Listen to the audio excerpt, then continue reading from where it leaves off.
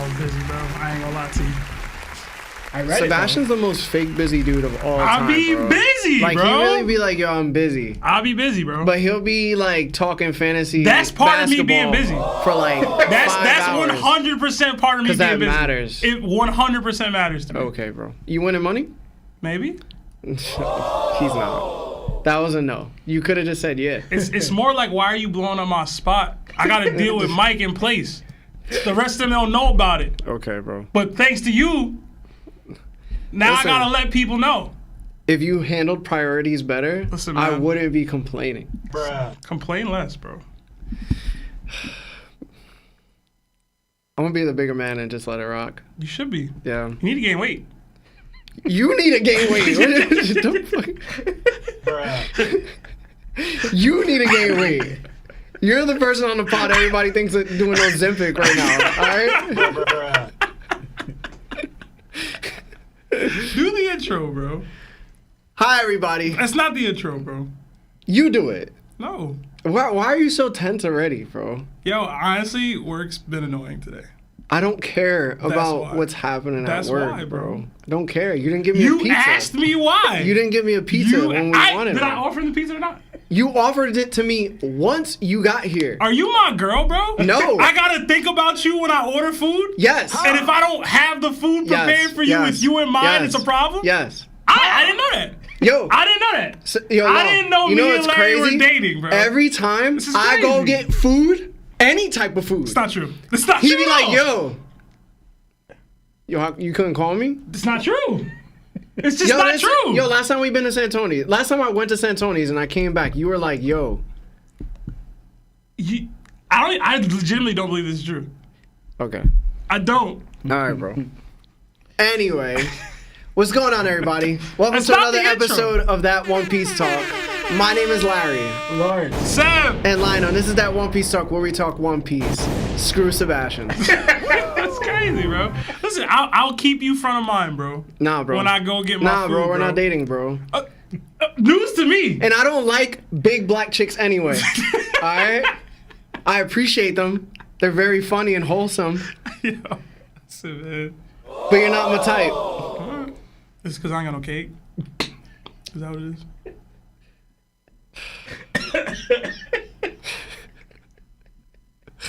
It's part of it, bro. Okay. Yeah, it's definitely part of it. Okay. I'm not gonna sit here and deny it. I'll work on me, bro. I'll work on me for you. Anyway. What's up, everybody? Get ready for an exciting experience today. We are diving right into the official release of One Piece Chapter 1133. For all those that have not watched our episodes before, we do reviews and we take your phone calls at the end of our reviews. And also we engage with your super chats on YouTube. So thank you to all of you that are currently watching or just laughing at me and Sebastian's banter. To all those that are audio-only listeners, such as our Spotify and Apple Podcasts, we want to say thank you to you, especially for just joining us today, doing whatever you're doing. We hope to provide a very good show. We're starting off pretty wild. But to those that have super chatted us or wish to super chat, we hold conversations amongst each other. And during those conversations, we just don't stop to answer your super chat. So we apologize if we don't get to it organically. But we always do read them out. And we just want to say thank you. So even if you don't have the funds, you can just always just like the video and that's enough. All right. But other than that, if you wish to send us something to our P.O. box, you're more than welcome. We receive gifts, just not nasty gifts. Lawrence gets too excited. What? Don't throw me in there. And yeah, thank you for always supporting us. But let's say what's up to chat, Seb. And then we had a super chat from last week we didn't read because they sent it at the end of the show. So let's read that one. Yeah, hopefully they're here. I gotta find it. Where's the Nakama chat? There we go. All right. Yeah, we did get. Oh, let me say what's up to everybody in the chat first. So yeah, I see MJ, I see Toby, I see Daryl Lawrence, Sword D Style, Morningstar, Globnar, Sedgefield, Tech D Throw, Haber, Dreyer, Roy Stokes. Roy Stokes with the 20 gifted memberships. Thank you so much. Yeah, man. Thank you. Christopher Thank you. Stewart. Stokes in a building, baby. Yeah, man. If you guys are receiving these memberships, please throw the Nakama fist up. Yeah, Or whatever emoji you feel Nakama like. fist for Roy Stokes. Always doing his thing in the chat, man. Thank you. Yeah, man. Young Lou, Off-Brand, Michael Aguirre, Brother Ship, Joofy Deloy Boy, Caleb Beltron. So many out here, man. We really appreciate it. Hit that like button, like Larry said. It does help with the YouTube algorithm. We did get, like we said earlier, a $10 super chat from Jason LaCroix last week. It was his first super chat. Hopefully, Jason's here today. But all right, I'm gonna read it. It says, "Hey y'all, I'm a new time listener and I appreciate what you guys bring to the One Piece community. What are your thoughts on Blackbeard being a failed Zebek clone? Thank y'all, mad love. Keep doing what y'all do." Thank you, Jason. And again, we're sorry we weren't able to get to that. That came in after the show had ended. I only even saw it because I opened my laptop and the stream studio was still up. So yeah. Sorry. Thoughts? Hate it. Keep it a bug. Yeah, I feel the clones just stick with what we've seen already. New clones coming up out of nowhere like this one, especially what we're seeing. Like for example, we just got word. What was it on Egghead? What was making one part that made Blackbeard special is his lineage, right? If he's just a clone, I feel like it throws that out the window. Mm-hmm. You know, I think there's more lore behind Blackbeard by the lineage factor. What is he? You know, we're just finding out about Buccaneers and stuff like that. So Blackbeard just being a Zebek Rocks clone, to me it takes away from Blackbeard. Yeah. And what he potentially can be. Mm-hmm. Yeah, reasons. I agree. I'm not a huge fan of clones. It's cool with the Seraphim to me. Like I like that. But if we have like fully, how do I say this? Like Blackbeard's been around for mad long. Like mad long. Like he's been around for, how old is he? 40 something years old? Like yeah. They were mastering cloning to the point where he grew up as a kid on Whitebeard's ship. Like I don't know. I wouldn't like that. Yeah, and who made him? Yeah, who made him? Like, I don't know. I would assume it would be Vegapunk based off of that theory, but I don't know. We've seen little kid Blackbeard. He's progressed over the course of his career. Like, I don't know what the lineage is with Blackbeard, but I would hope it's not a clone because I feel like that's not it for me. But thank you, Jason. Hopefully you were here for that. Yeah. Yeah. To everybody in the chat, do us a favor and make sure that me, Sebastian, and Lawrence sound the same. If we don't, just type it in the chat, like volume level wise.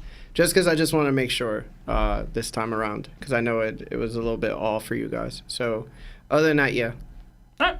We did get another Nakama join the ship. It's iBlues. So welcome. Enjoy all the emojis that come with being a Nakama. We got another two from Johnny Blorp. Johnny been consistent recently, man. It says, rank the Straw Hats from no drip to drippiest. Hashtag BBC. No drip to drippiest? No drip? I feel like Usopp is. Usopp is a no drip. Yeah. This is terrible. Mm-hmm. Are we going just based off their basic regular fits or like everything we've seen from them? Wait. Who's the worst? Is it Frankie or Usopp? Because this dude just be chilling in, He got a Speedo on. and a Hawaiian shirt. Frankie's drip changes every arc. And usually his hair changes with it. Yeah. So sometimes that's hit or miss though. Yeah, but it's still drip, right? Yeah. Yeah. Sanji be hit or miss too. Like he be rocking a suit more often than not, but sometimes when he ranges out of the suits, he be looking dumb. Yeah. So yeah. I don't know. I'd probably say Usopp, Sanji. Luffy don't be fit. He'll be having the fits like that. He just be in sandals. Yeah, I think Luffy after that. Now I would still rank Sanji high in the drip category because he does more often than not just rock a suit. Yo, but that's not drip. That's just you being formal. It be drip though. Yeah. Nami probably got the most fits off out of all of them. Hold on, we going in order though. Oh. Yeah. From least to best, right? Yeah. So we got Usopp. We not agreeing on Sanji. I don't think. Yeah. You're not agreeing on Sanji? I'll put Frankie there. All right, so Usopp, Frankie. Jinbei. What? You just kind of got to... Nah, chill. You're bugging. Yeah. There's no range. It's the same thing every time. It's just... You know what I'm saying? I'm tripping? Yeah. I'm tripping? I think you're tripping. Yeah, I think you're tripping. His kimonos okay. be fire, Yeah, bro. word. Especially when they change up. This is like saying Shanks don't got drip. He do? His outfit change, yo, he be drip, bro. That's not drip, bro. That dude in pajama pants with stars on him and sandals with a cape and a Henley shirt. Like, that's it. Shanks look like he don't wash, for real. Oh, But you saying you wouldn't rock it, though. I could pull that off. You But that pulled doesn't it mean off it's well, drip. though. That's not the. Hold up. I don't think I could pull that off. next, My feet nasty. Next would be I can't pull that off. yeah. Next would be Chopper. I understand. that Oh, he's hold like, on now. I He just wouldn't be say shorts. Chopper. I He wouldn't just say Chopper got the shorts. Jamiroquai hat on. It's at just all hat and times. shorts, bro. Nah, it's not always hat and shorts. That's basically. We just saw his samurai outfit. I don't want him. Yeah, that's what I'm saying. If we're expanding it there's a to lot. everything that they got, I might rank Usopp a little higher. But I'm thinking of movie character stuff. Even Usopp and his other attires just are whack. Because like overalls could look fly, but his don't. This is a very loaded question. It's a lot. We all dress differently too. Is the other thing I think. Yeah. I think Nami's still at the top of the list, but I guess if we still go in order, It's Nami, who's next? Robin, at the top, but we're going the other way. Okay. Wait, who we agree upon? It's loaded. Sanji top 3 drip, bro, for me. That's not happening. I'm Nah. tripping. Because top 3 is definitely one. It's gonna be Nami. Nami, Robin, right? Yeah, 2 would be Robin. Hey, yo, and 3. Yo, I'd put Zoro's drip over Bro, Sanji's. he be wearing the same. That's what I'm saying. He don't change at all. It's a Henley shirt with a green belt, Oh, bro. he changed. It be limited, bro. Sanji changes undershirt. That's Nah, bro. he be changing his Yo, undershirt and that's come it. on, man. I would rank Like Sanji literally third, though. changes his undershirt. You're saying Zoro got more drip? yes, overall. Than In Sanji. every other depiction. Yes. I can't agree with that, bro. Because even when he changes up his outfits for the movies, it's always better than Sanji's. that's For the arguable too. No, movie fit Zoro is, I would say, better. But no, I agree with the standard though. The suit, wild, bro. Sanji's is better. Sanji literally changed suits one time, one color, Yo, you're and it wildin', went to bro. burgundy. You're wild, bro. And he had the ALX gloves on, bro. He was Who fly. cares, Yo, bro? you're You got gloves on now. Damn, tripping. Mickey Mouse character. Huh? Was it Strong World? Which one? No, it's not Strong World. Everybody that's ever watched the Sanji in a movie that wore a different type of attire, they always hated it, bro. Dude got a cowboy hat on. Yeah, sometimes he takes swings, but you trying to tell me this ain't fly? Everybody in Strong World was fly. But he flyer. You know what I'm saying? Zoro Then was just Zoro? wearing what he wore on Wano with a headband on. Look at Zoro's, because that's not true either. Zoro films Z-Fit, bro. Same. That is what He got a jacket on. This was fly, Everything Zoro be doing outside of the bro. he be fly, bro. He don't take no swings though. That's my thing. You know what you getting with Zoro. You getting, I got a Henley on, or I got the what do they call this? I forgot what it's called. Yeah, I'm talking about, bro. The little kimono joint. Whatever, bro. Listen, I got Sanji ranked over Zoro in flyness. Okay. Interesting. Sanji, Zoro, then what? Brooke? We gotta hurry up, bro. This is Then, tiring alright, at so this then point. Brooke, then Brooke up there. Jinbei. I got And Zoro then, over and then Jinbei. that for was sure. the list. Because we went both ways. Brooke flyer than Sanji. That's debatable. That is not That's debatable. debatable. That's crazy to say that. Yo, we've seen Brooke stunt multiple times. And he switch up like 2 outfits every arc. Alright, bro. Alright, I'm gonna ask the chat. Alright, bro. I'm gonna ask the chat. Drippiest male straw hat: Zoro, Sanji, or Brooke. Sanji literally dressed like he going into an event every single time. And it's that's fly, bro. Same drip. And he never pulled no baddies. Ever. Hey, man. Ever. Hey, Sanji Never Bro. pulls a baddie. Hey, man. You dressed so formal Hey, man. and you act informal. Larry just mad because he can't pull the suit off, bro. He want aces. Everybody can pull a suit shirtless. That's fly to Larry. Larry will tell you Ace got drip. No, I wouldn't. I'm just checking. I didn't say Ace would have drip. If you want to go, all right, Sanji's one of his flies was what you could kind of argue Whole Cake Wedding because he was in a He was tuxedo. fly. Yeah. Even before the wedding. When he had the little cape with the, Yeah. that was tough. The Prince outfit. Oh, my too? bad, because his brothers had it on. It was their formal wearing It was- for their kingdom. Was he fly or not, though? Yo, of course he was fly. That's the norm. That's him. All right, we can move on. Yeah. Let us know who y'all think is the drippiest straw hat in the comments. We got another 2 from Hans D. Zoro. It says, "What's good, Top Gang? Let's get it. # Larry Goat Takes." Thanks, man. Yeah.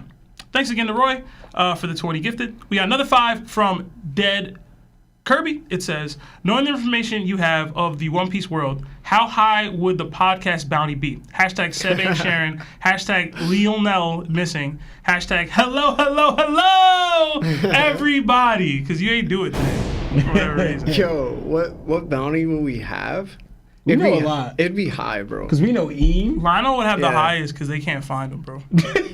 He's just a mystery. We know of 𝑬's existence. We know what 𝐻𝐻𝑎RA. Hell yeah. We know what 𝐻𝐻𝑎RA pretty much. We know about the Gorosei and their dark powers, and we know what Vegapunk. We know a lot. Bravery Studios would get Lelouch, bro. I'm not playing. It would be bad. You think Marv would stay? Marv, would you stay? Oh, he doesn't know what it is. He hasn't reached that point. Oh man. So But you, Wait, you have? No, he hasn't. But you've watched One Piece, right? Do you think would you stay knowing how high our bounty would be if we were in the One Piece world, Marv? Would I stay? Yeah, like would you stay producing us, or would you like be like, yo, I'm out? I'd probably stay. All right. I ain't like that probably. Yeah, bro. that probably was 10 crazy. toes. Yeah, Marv is associated, so he's over with. Marv You would- might as well just stay. Yeah, Marv wouldn't have put that X on his wrist, bro. He'd be like, I knew them one time. He said, yo, I got a mark, but like it wasn't drawn on. That's not a tat for me, bro. All right, we got another 2 BGN from Hassan. It says, "Who's winning the Blackbeard Pirates versus all Giants on Elbaf?" It's almost impossible to scale that, considering we don't know much about the Giants on Elbaf. Yeah, that's crazy. But I'll go with the Blackbeard Pirates because they have Aokiji and Blackbeard. it's looking like the Blackbeard Pirates because like you said, the Giants haven't really shown much. Their one ace in the hole right now is Loki. Yeah. And is Loki taking out Aokiji? Like we gotta see some things. Yeah. We got another Yonko subscription from Cam the King. Welcome. That's our you. highest tier of membership. So enjoy all the emojis. In 2 that come. minutes, guys, we're doing the review for the chapter. Yeah, with being a Yonko. Another 2, 10 from Cam the King. It says, "Another day off, another day to pay my Larry tax. Might have to get a second job." Yeah, I need to stop, bro. Hey man, you taxing them people, bro. I'm not. There's no heavenly tributes. I am not a celestial dragon. Another 2 from Daryl Lawrence. It says, #white fans check, # what we think happened to Saul's legs. We'll get into it. I saw somebody put that white piece talk. Yo, come on. Yo, bro. Where did I start? My fault, yo. We got another 2 from Off Brand. It says, "Y'all so beautiful. What's y'all secret? Simply gorgeous." Thank you, Off Brand. Oh. From Fell Winter Peak. It says, "Would Kisame be a fishman or have a shark devil fruit?" That's a good question. He'd be a fishman with a shark devil fruit. Who? That's terrible. What'd you say? What? Would Kisame be a fishman or just have Oh. a shark devil fruit? Yeah. I'd say the fishman. Yeah, Fishman. Yeah. Probably be the strongest, yo, Loki. Another 5 from Anthony Herrera. Hey, man, you know I was a big Kisame guy. It says, "Top 3 comedy movies, your personal favorite. Mine is Grandma's Boy and Coming to America and Waiting." That's a good one. Good 3, actually. Oh, man. Black Hold on. Dynamite. Marv, is it lagging? It was lagging for a second for me. 0 drops.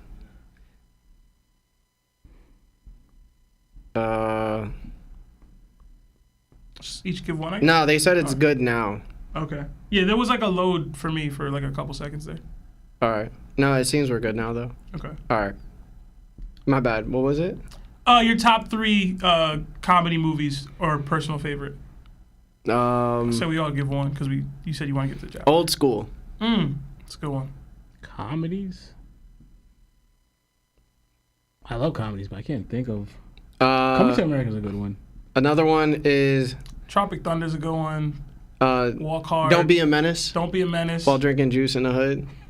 Black Dynamite. Back then was a good one. 40-Year-Old Virgin. Basically, that whole era. Tropic Thunder. I said Tropic Thunder. Oh, Yeah. okay. That whole Yeah. era though. That Yeah. Judd Apatow era right there was peak. But All right, let's we're get into it. let's get into the chapter now, guys. We're gonna go back to super chats, so don't worry about that. We just want to hit this chapter.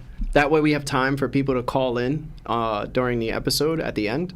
If you wish to like call in and you want to be a part of that, Discord, join it. That's how we take our phone calls. All right. So, guys, ready for the chapter? Yeah. Let's get into it. You didn't even rub your hands, man. Yeah, you gotta What's leave me. good? What's good with you? You gotta leave me alone. Yeah, you don't bro. feed Larry. This is how he act, bro. He act up, man. This is wild, bro. I'm not in a good mood, bro. You're not giving the people what they want. I'm trying to do man. my best. All right. All My right. fault, bro.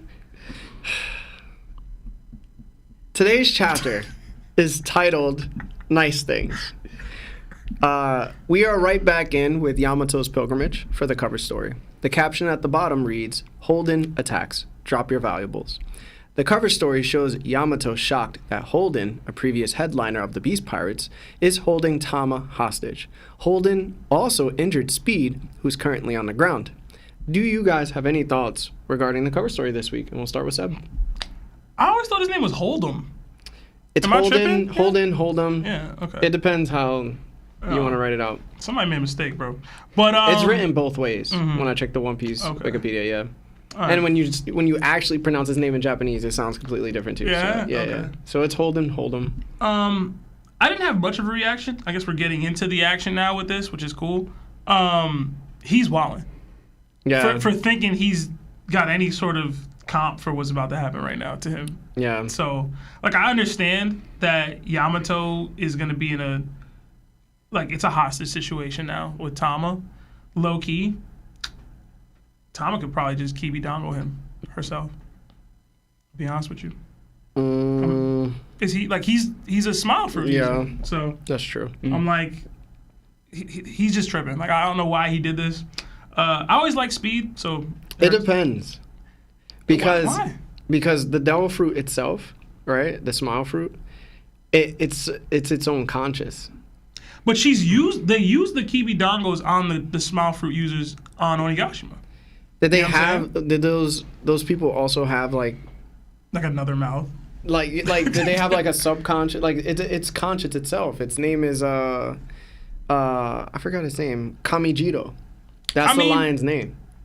Like he attacks on his own. He even bites Holden sometimes too. So my thing about it is, like, either way, it's not just two openings to put Kibi-dangos in somebody's mouth. Like, either way, it's just not a good look. Yeah, I will say, when I looked at it, it did, for whatever reason, remind me of when Momo got abducted, like the fake Momo, and it stopped Odin versus Kaido. Yeah. So maybe it's supposed to be a play on that. Maybe, I don't know.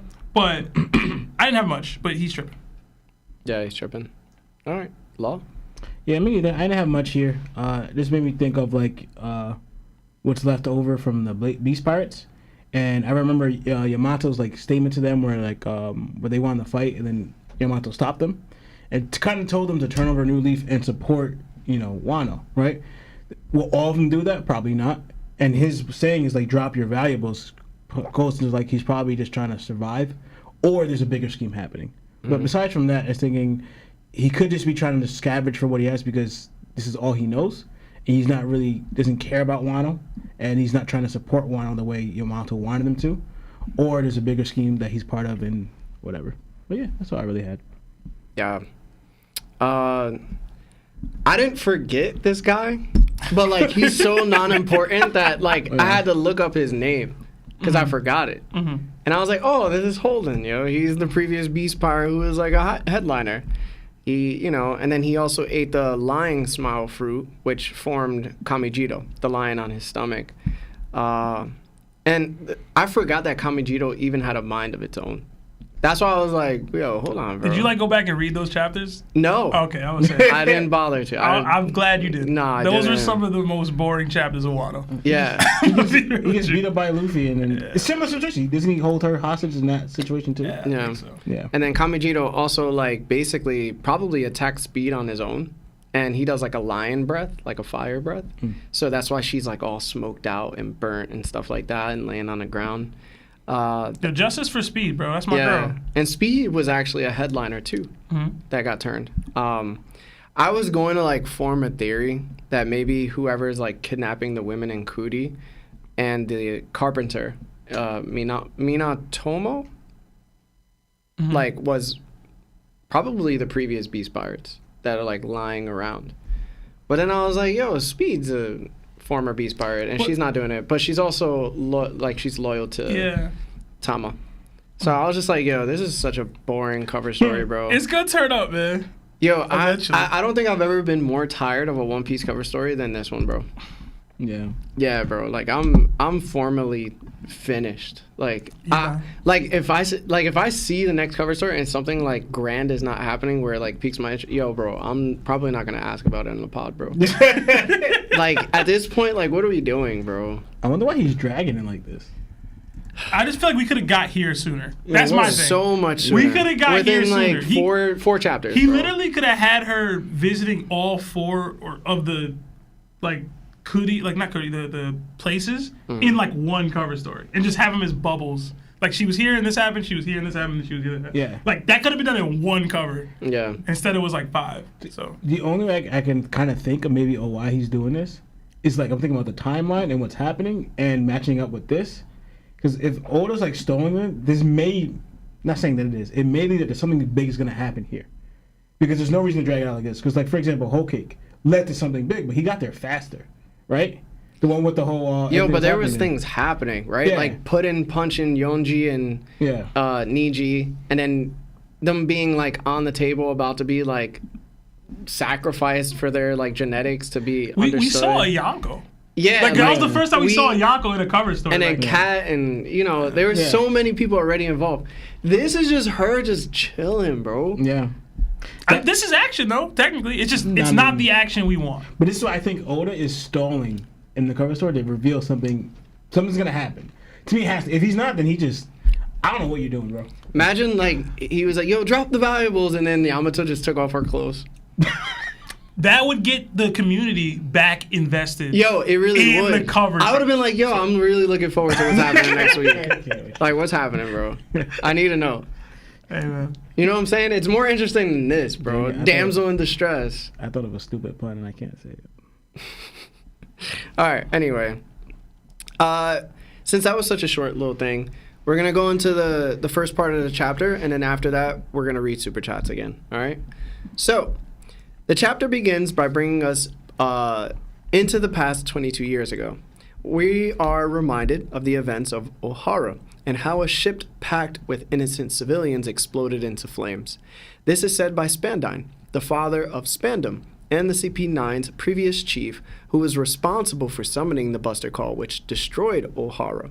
He's talking to journalists. They ask why Nico Robin destroyed the ship of civilians. He doesn't know why, but that wasn't the only ship. That girl is a demon. The world government won't give details. It's that bad. Then we go to a town where people are frightened by this 8-year-old girl from Ohara. One old lady says she has the eyes of a killer. Some say she's a veteran scholar with no emotions. People see her bounty and decide to hunt her down with guns. No mercy is to be shown. Also, she uses sorcery. Mothers with newborns say they can't sleep at night, and old men wish she'd just pass away. They believe she's a menace to the world. A mob passes by an alley where Robin is hiding. Robin gets to a cliff and thinks of ending it all. But then she remembers her mother telling her to live as she weeps. Robin remembers Saul telling her that she's only alone for the moment. She'll meet her friends someday. To remember what he taught her when it's unbearable. To laugh like he does. Robin says she's scared, and everyone scares her. Robin continues her adventure of getting back to Ohara, and she realizes it's not on a map anymore. Someone tries to grab her, and she starts running. The rumors of Robin continue. She lowers her defenses with her childish looks, and then slits people's throats in the night. That it's insane, and they wish she would pass away. They believe she deserves to be found in a ditch somewhere. As Robin hears these things being said, she continues to run. She runs with no destination, as she laughs like Saul while trying to smile. So, gentlemen, what did you guys think about this part of the chapter? We'll start with Law. So I actually been thinking about this when I read this chapter, right? So you see the lies that the world government sprouts over like Robin and like, but it's not just her; it's also about everyone, right? Mm-hmm. First, I was thinking, you know, for example, how evil the world government is because they literally paint, and it's like, for example, you know how they don't hide something? Well, we're justice, right? Where they actually believe that they're doing good, that they're on the right side of justice. But you can't really say that for them because they're telling people what they did, but blaming it on others. Like, we all know who blew up that ship and who did that thing, but 𝙁𝙗𝐻 did it, sided with the world government, and they ordered it, right? But they're blaming that on Robin. So then they're recognizing, and then how the world views Robin and such people, right, as these evil people like that, right? So then it shows right here how the world would view the world government, so to speak, because they're the ones doing these actions, right? So now it goes on more and more, and I made me think of this, right? We heard about like how they spread those evil things about Gold Roger and all those other people, but we all know that if you kind of meet them, you should be able to tell that these things are like lies, especially all the ones that like Roger helped out, or this little girl is running away. Like in the news, you could kind of think of, for example, how could you rely on the world government if this 8-year-old girl, Robin, right, did this to you guys? How capable are you? You can't protect yourselves or protect civilians from these 8-year-old girls. But the world masses of One Piece believes the world government wholeheartedly. Whatever they say is fact, right? And that's what they believe about Roger. Then you think about the stuff they're saying about Luffy. But the people, those kingdoms or those villages that they helped, not necessarily Robin in this case, but the other ones, but they believe it. They believe whatever the world government says, which I find crazy because there's so much evidence to the other side as well. So not saying that the world, it made me think of, for example, not that it's true, but it's almost like what the world government has established over the years is almost like brainwashing the masses. Yeah. Because no matter what they do, because you see them, they'll see how they treat people regularly. Yeah. Hold on, Law. Marv, can we get another, maybe it's the mic itself?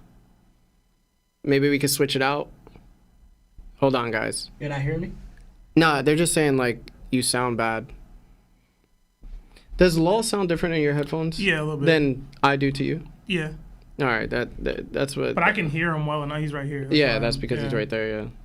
Marv is coming to change the mic out, guys. Just give him a second. We all know how important Law is. Let's see what happens real quick. Everybody's going to be like, oh my god, Marv's on camera. No, I'm not on camera. More protected. You actually are a little bit. A Yeah. little bit. Look now. Is this better? It's all better? No, I can't hear it through the headphones too well. Okay, let me check. Yeah. Well, that was Marv's torso. So I told you he got cake, bro. Is this better now? Better? How does... No, not better. Yeah, Full it's track. not better. Hello? Is it like the plug-in or something? Maybe it's the wire, Marv? Do you have another wire? Sebastian, plug this wire. No. I don't know if that would work. Yeah, try the wire under the table underneath you, Sebastian. what? There should be a loose one because it's usually 4. Oh, this one? Yeah, just don't tug it. Hold on. Yeah, Marv doesn't That's want you to the, tug it, bro. Pause, alright.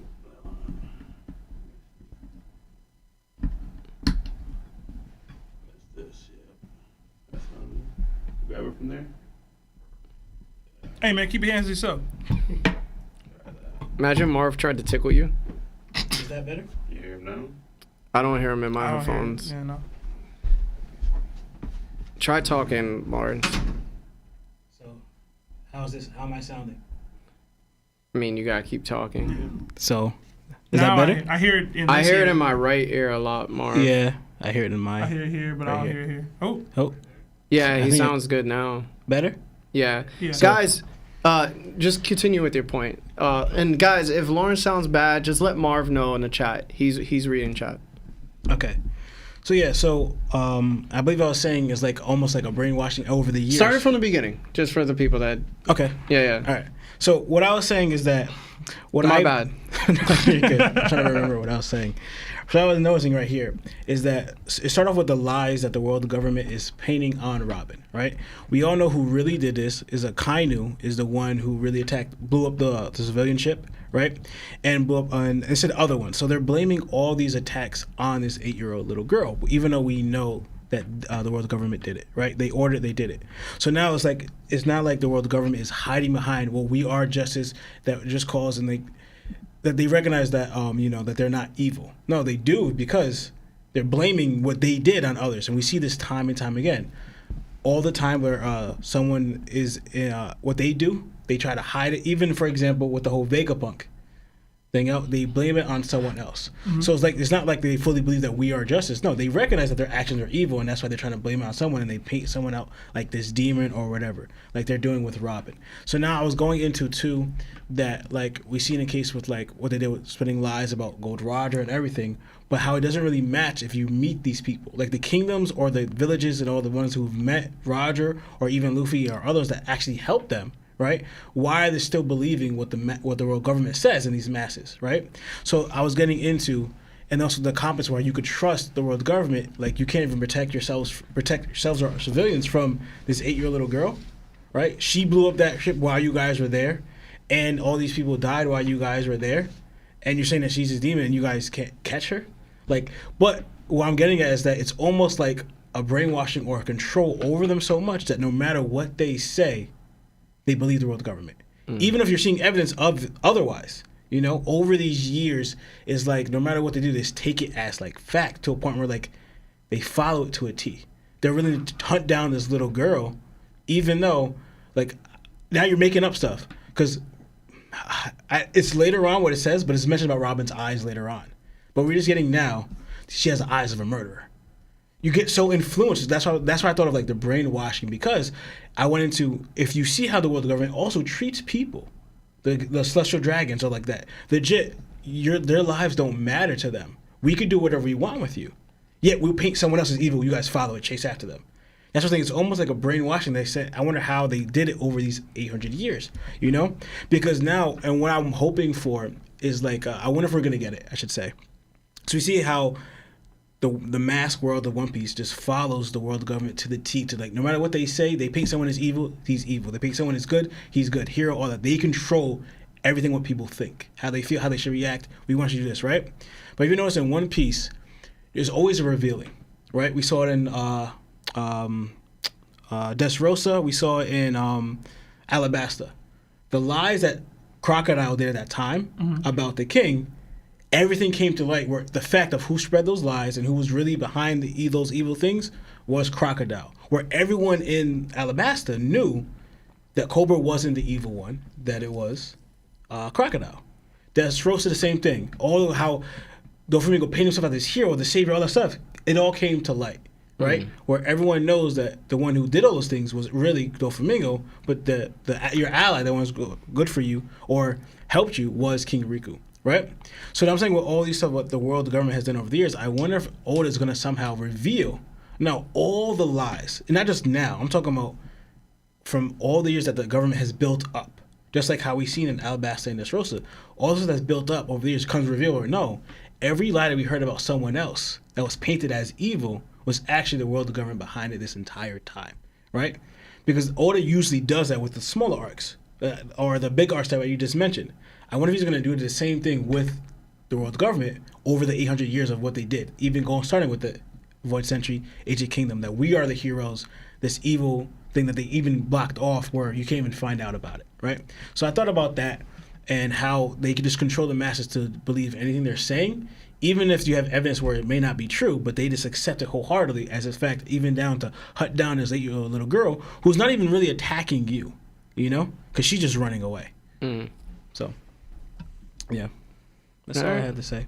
Seb? No, it was very well said. But yeah, to Lawrence's point, the world has just been in this dystopia for 800 plus years. Yeah. And those are the biggest like moments that we look forward to as readers, like when this stuff gets revealed. Doflamingo having to pivot because he realized that the toys were awake now. Now everybody knows the truth. I think what I'm looking forward to the most is the world government's reaction to them finding out the truth. Because that's when the most evil stuff is going to happen. Yeah. Right? Like, all this is extremely evil. And I'll get into Robin's backstory. All the stuff the world government has done to this point is extremely evil. But it's behind this guise of, like, oh, we're the just regime. Mm-hmm. Once that mirror, or once that cloud, that like protective shield is gone. Then Imu's out in the open and acting like he normally would act in front of everybody. That's what I'm looking forward to the most in regards to what you were just saying. Right. In regards to Robin's backstory as a whole, like right here, somebody commented. I won't say it because it's a super chat. Never mind. But it's dope that Robin's backstory is considered one of the saddest in the story. Like top 3 almost anytime you ask anybody. For us to still be getting more to make it even sadder is like a testament, in my opinion, to how well Oda can write. Mm-hmm. Because I remember I first read this backstory or watched it when I was watching Enies Lobby, and I got emotional because I was like, damn, like she really had to go through all that as a little kid. Like, this is messed up. And now I'm like 10 years later reading about it again, and I still got emotional. Like more emotional than I did the first time. And I'm like, I know part of that is because now I'm tied to the series forever in my life, but like, it made me feel even more about like, damn, Robin really went through all this. She was going to jump off that cliff, bro. Yeah. Like, she was going to do that. She genuinely contemplated doing that. And it's beautiful because we got the okay, Saul told you to do this, right? Saul told you to wait until you find, one day you'll meet friends that'll make you feel this, etc. We're seeing her struggling with the decision to believe him. You know what I'm saying? And like, I know I'm like the biggest, like, I've pushed back so heavily on Saul still being alive as a plot development. I still don't like it. But like, to know that Robin was going through this and like there is that light now, that it made me feel, I choked up, bro. I felt the way reading that, and that doesn't happen all the time. So I really felt something, bro. And like, that really was dark, bro. Because I've never been that low, personally. But I know people who have, and like, she's so young. And she's dealing with so much by herself for so long. Like, this didn't even get into her meeting Crocodile. You know what I'm saying? Like, she's probably had to do so much to even get to that point. Mm-hmm. So it was tough, man. It was tough to read, I'm not gonna lie. I was like, dang, like, I wasn't expecting all that in this chapter for whatever reason. But I like that he did it. I really like that he added to it. And to Lawrence's point, like, them lying outright to the newspaper, it didn't surprise me at all. But like, to see it, it's like, yo, bro, come on, man. Like, oh, this little girl did all this and did that, and now she's being labeled as such, and they're calling her a demon, and she has these eyes, and they're trying to take her and kidnap her and stuff. I was like, damn, yo, Luffy come punch this dude in the face. Like, that's how I felt, bro. So, I don't know if y'all got emotional in reading it, but I felt the way. So, I'll pass it to you, Larry.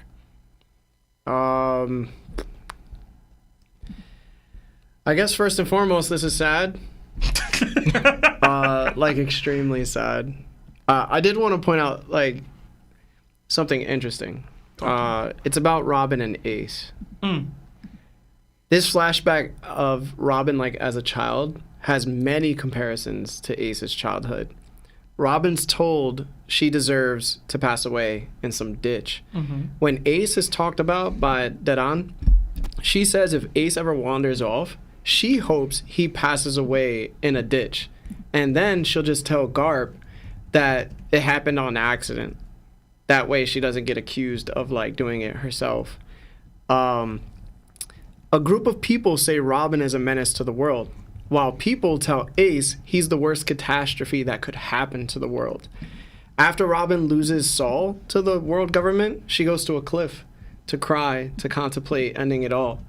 When Ace lost Sabo, he went to a cliff and cried because he felt like he did lose it all, but Luffy was there, right? And then the final comparison I think I will bring up is, like, how Robin saw herself, right? She saw herself as she didn't want to live.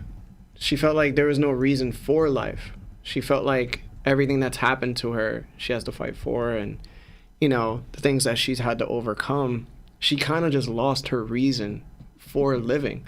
And she started to bring it to herself, where everything that comes around her ends up leaving her anyway, or ends up being destroyed somehow. And that's why, you know, Luffy at Enies Lobby was finally like, oh, that's the reason why you didn't want us to, like, help you out. And it's funny with Ace asks Garp one day if it was all right for him to live. Like if his life was worth like it overall. And then when he passes away in Luffy's arms, he tells him, "Thank you for loving me." And to me, it was like, damn, man. Oda does a wonderful job of showing us through his storytelling that children in a world full of adults are victims before they're even born.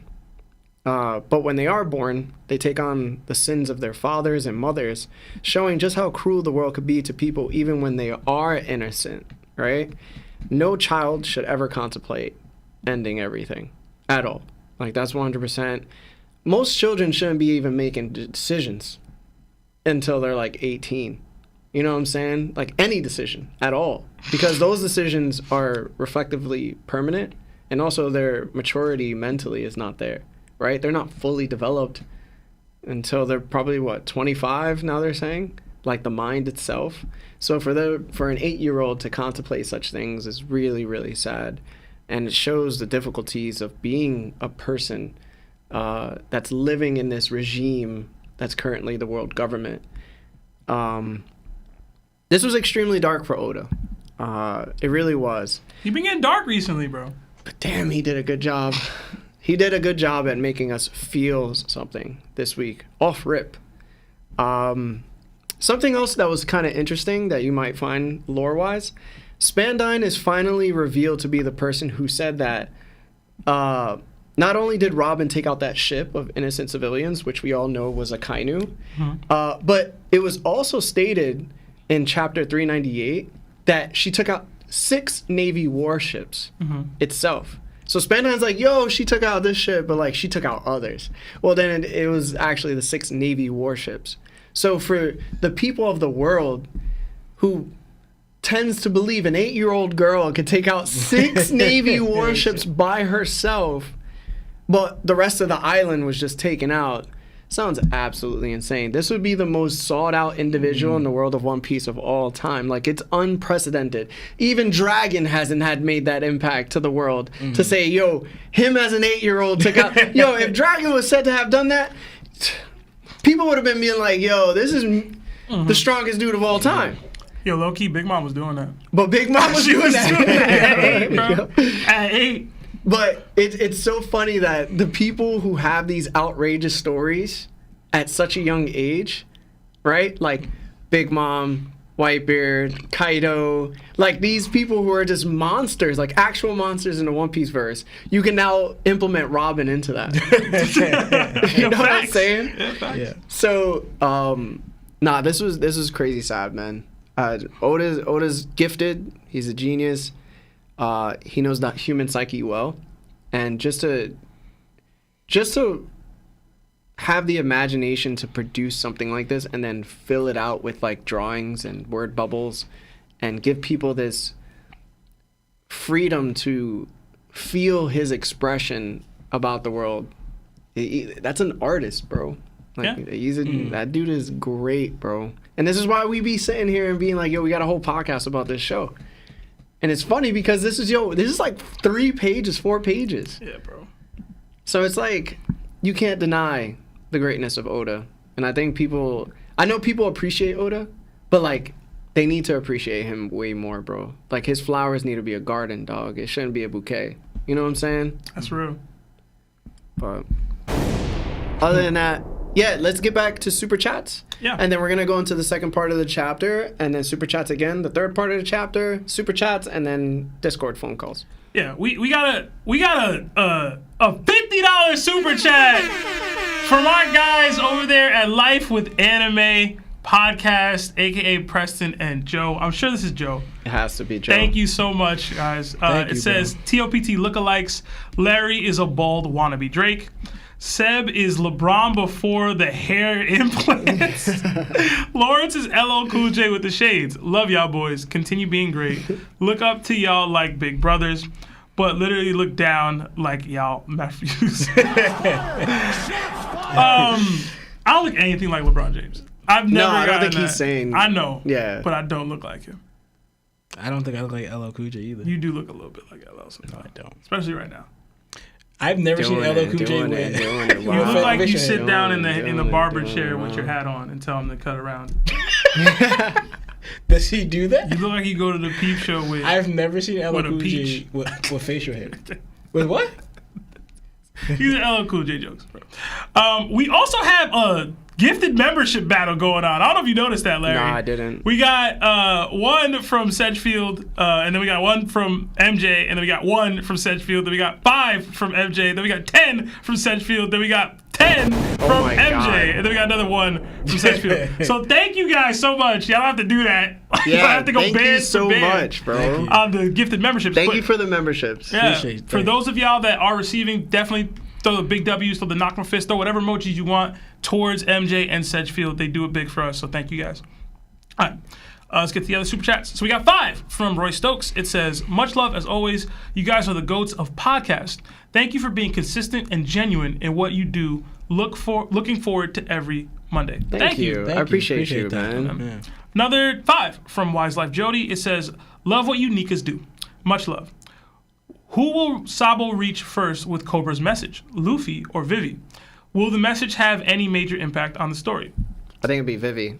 Same. I was thinking Vivi too. Yeah. Yeah, I would say Vivi. I just think it's too early for Luffy and Sabo to meet again. Yeah. Yeah. I think they'll probably all meet together at some point. Another 5 from Mamba Kid. It says, do you guys wish Sanji threw hands too, or do you like him only kicking people? I love it, personally. Yeah, I like that he kicks people. It's one of the most unique fighting styles in all of anime to me. Like the fact that he Yeah. just kicks. Yeah. And to me, if he was gonna use his hands, I wouldn't rather him not use his hands. Like, what was that one fight he used knives and kicking against? I think it was on, and that was on the sea train. On the sea train. I forgot his Yeah. name. Against Wanze? Yeah. That's the pasta Pasta guy. guy. Exactly. Yeah. To me, I thought if he was gonna stick with that style, it would be dope. That's the closest that I would want him like using his hands. Yeah. Maybe incorporate guns. Boss. Yeah. Another 2 that's it. from, come on, man. Another 2 from Cuddy. It says, could Emu destroy Elbaf like the Lucia Kingdom? Hashtag TOPT. That's a good question. Because that tree is supposed to be like forever, right? Could the Lucia destroy the Atom Tree? I'm going to say no. I would say yeah. You going to say yeah?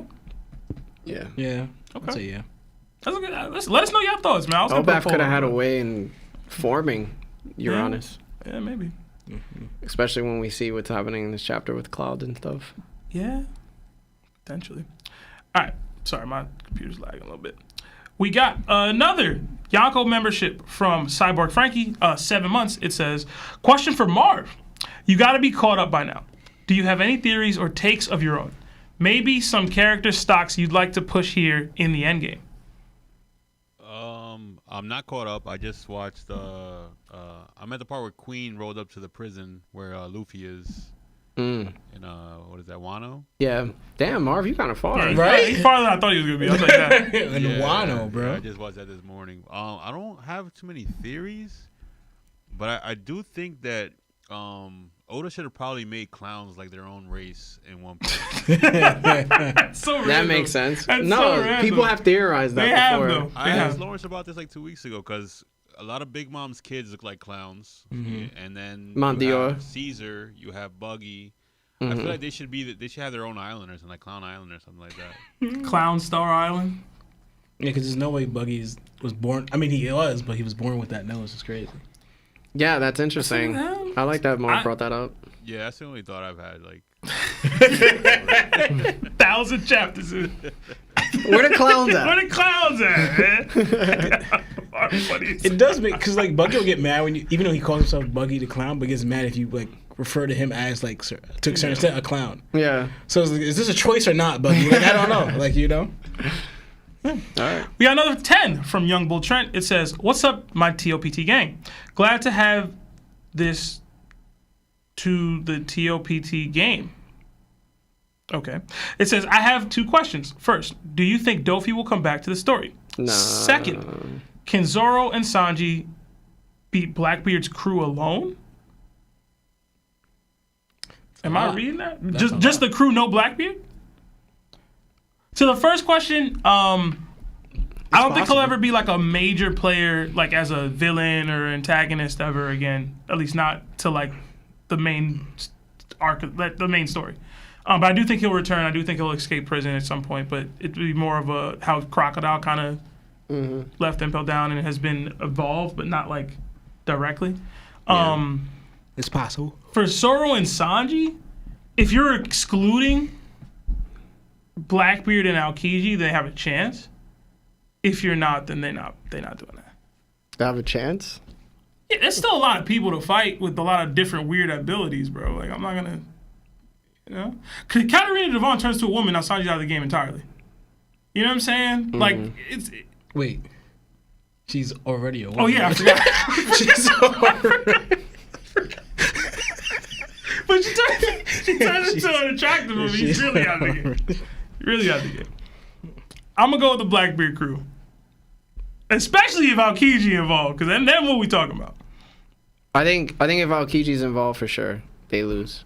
But I think if Aokiji's not involved, they win. Really? Yeah. I'm not gonna lie, I'm surprised.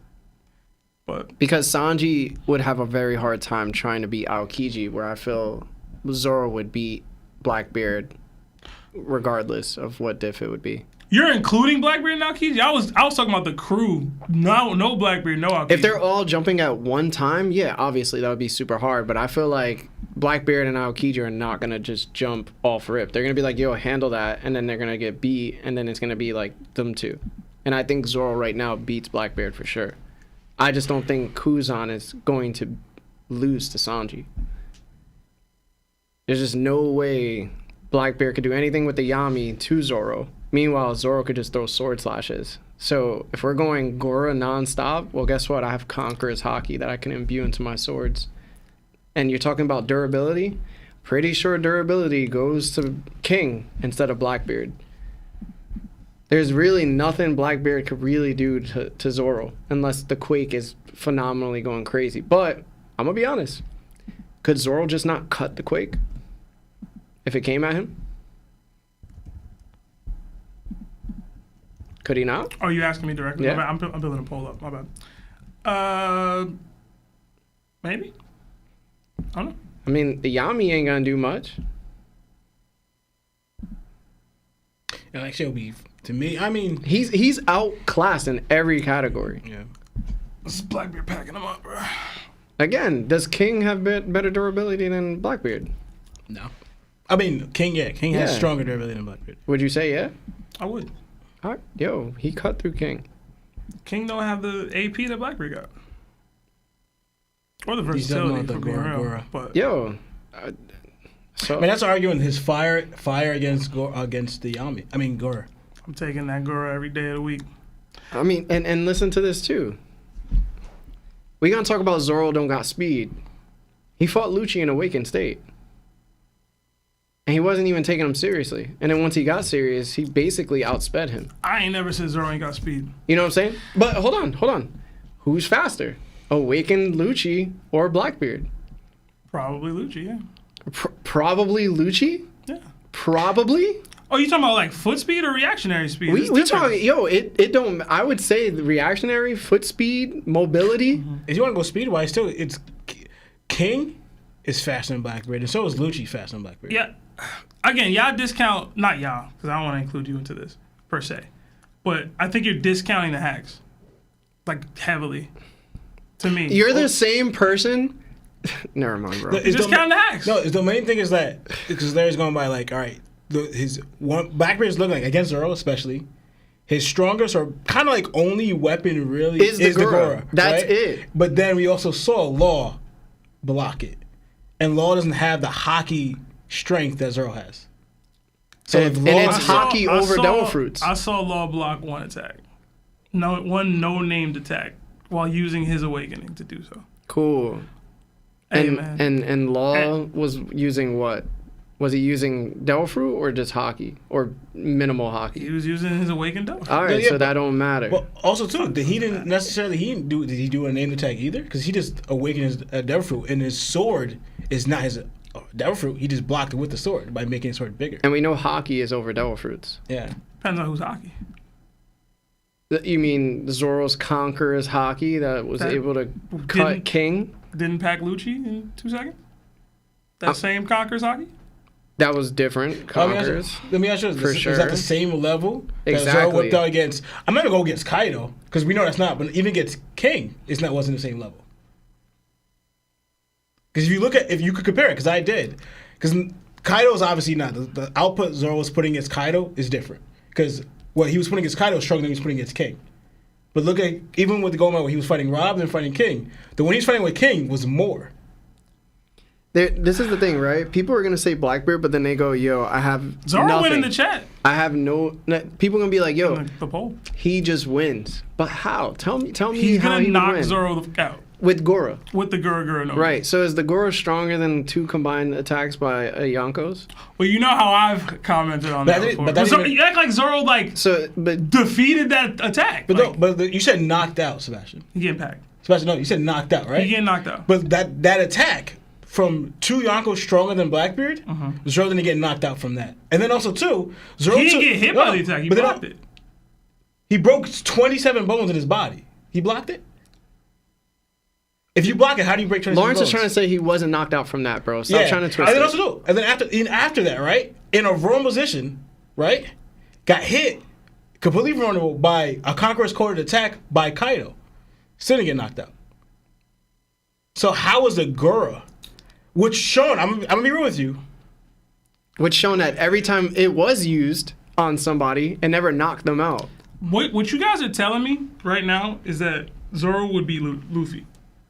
That's what y'all telling me. No, 'cause Based on what I'm hearing from y'all. Luffy would beat Blackbeard. What I'm hearing, no, that's not, y'all talking about matchups, whatever. What I'm hearing from y'all is that 2 combined Yonkos weren't enough to take out Zoro, right? I'm hearing that even after that attack landed, that one of those Yonkos also used a Conqueror's coded attack on Zoro and he didn't get knocked out. And then now Zoro can use this game-changing Conqueror's hockey attacks in his ability. So why am I supposed to believe that Luffy could beat that guy? Luffy could beat what guy? Zoro, the guy you're explaining right now. Because Luffy has everything and more than Listen, Zoro man. has. Listen, and he bro. has way better potency He gonna of knock attacks. Zoro out, right? He gonna knock him out, right? Sebastian, Yes. I'm gonna tell you this right now. If he used Bajran Gun on Zoro, Zoro's over. and that's stronger than anything Blackbeard. And that's ever stronger done. than anything that Goro-wise can produce. Zoro is a How is that debatable, It's Sebastian? debatable. No, Sebastian. They've said it on several occasions that this is the power to destroy the world. Okay, Sebastian. Doesn't mean They've said it. Okay. Sebastian, They hold on. said when Whitebeard ate the fruit, used it. Roger existed, Sebastian, bro. and they said this man's the strongest Yeah. man in the world. Right, In they- part, they yes, said that. because of his Sebastian, because okay. of his hockey. Sebastian, yeah. Yes, Cool. Seb, Cool so- though. Whitebeard or Blackbeard? Whitebeard. Okay, then. but And what does but Whitebeard have? The Gura and Conqueror's hockey. Again, and what does Blackbeard have? The Gura and probably not Conqueror's hockey. Alright, Okay, But so- you don't need to be prime peak Whitebeard to beat it's Zoro not- right Okay, now. not even like, that. You don't. But Sebastian, what that's not you're what I'm saying. saying is just pure Gora is going to lead you to be the strongest person in the show. Sebastian, when we've seen the Gora been used on Akainu straight up to his face. He got what happened, packed. what happened after that? He got hit twice and was almost knocked out. Hold on. Wait, he got hit with the Gora that one time. Was he knocked out? He was able to recover and counter. He was able to recover a counter and fight back and took off Whitebeard's face. And then what happened? And then what happened? He got snuck. No, he got snuck first. He got snuck Then first, got- yeah. and then he got but at the end of the day, And then he was down, bro. Well, Sebastian, you also That's two shots. But Sebastian, you just said knocked out. I believe that Zoro wouldn't be knocked out if it's hold not on. knocking people I didn't, out. Hold on. I didn't say that that. It's like every time, Hold on. bro. You're misconstruing what I'm saying. Every time. I didn't say that Blackbeard's gonna knock Zoro out with one shot or two shots or any of that. I said I believe that Blackbeard's gonna knock Zoro out using the Gura. Whether it's 12 shots, 15 shots, 5 shots, whatever it is. But- I don't believe Zoro can defeat Blackbeard right now. But I said, But how you gonna discount Blackbeard? I mean, how you gonna discount like Zoro because Blackbeard used a no-named earthquake attack against Law, and like I didn't bring up Law, y'all did. He clashed with Law. You know what I'm saying? Like I didn't bring up Law, y'all But did. we're talking about the Gora itself. When the Gora is capable of being in somebody's hands, has it ever truly put somebody down in either one shot, or has it ever truly been the point of Bro. factor in a fight? Because every time we've seen the Gora been used, Okay. it's never displayed that world-ending ability. Bro. Because Law at this point is not stronger than Zoro. Hockey-wise, like nothing comparable. and I want to say this. I don't understand, So, bro. I don't It's understand every either, single bro. time, bro. Akainu is stronger than Zoro is currently. Oh What was stronger at Marineford than Zoro is currently? Whitebeard on his deathbed was able to land 2 shots on him and had him almost down for the count for real. That's the level the Gura allows for him. He's basically able to put out Conqueror's coding level stuff just from using this. I saw the Sebastian- girl be used against a metal gate and couldn't pierce it. Or Sebastian- couldn't destroy it. I'm gonna use that logic At against you, though. Marineford, a gate went up, and what happened to the gate when Whitebeard tried to we do still something with the don't girl? know. We still don't even know We what the saw that material of that gate it- is. To this day. I'm gonna right now, right? Yo, bro, there's always an out, bro. There's Wait, is it- always like, yo, you it's know- always oh, like do the you Gora know- just no, isn't do that you strong. do you know what the material of that gate is? Yo, no, I don't. Okay then. But I know that the Gora wasn't able to break it. Okay. Like, straight up. We both know that we don't know. Damn, yo. So they just put sea stone all around that gate. They could have. But Go ahead, Lord, but say the your likely thing. factor is the Gora just not being strong enough. Okay. So you Because said we've they had put up a metal instances. gate and then it was We've not strong seen enough. Okay. instances of it happening. Did we not? The Gora doesn't take out Akainu in one shot. Strongest devil fruit in the show. Yo, he's Gora- one of the strongest people in the show. The Gora literally gets blocked by Law, who's not known for his offensive capabilities of strength. It's its deceptiveness to do other things besides that.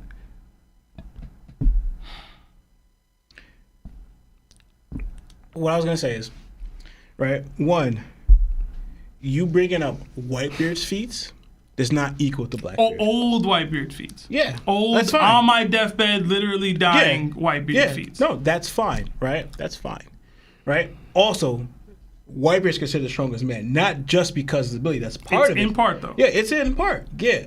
But just because you have the same ability doesn't bring you to that level. That's what I'm trying to say. Thank you, Lord. And I fully acknowledge that. Yeah, that's and fine. that's why I said you don't need to be Okay. that person to beat current Zoro. So no, I yeah. think most of y'all would agree with that. Okay, yeah, but the thing is, I'm going out like, all right, you're talking about Akainu here, right? One, it's stated even by the man you're arguing for right now that yes, Akainu may be this strong, right? But that doesn't equate to durability.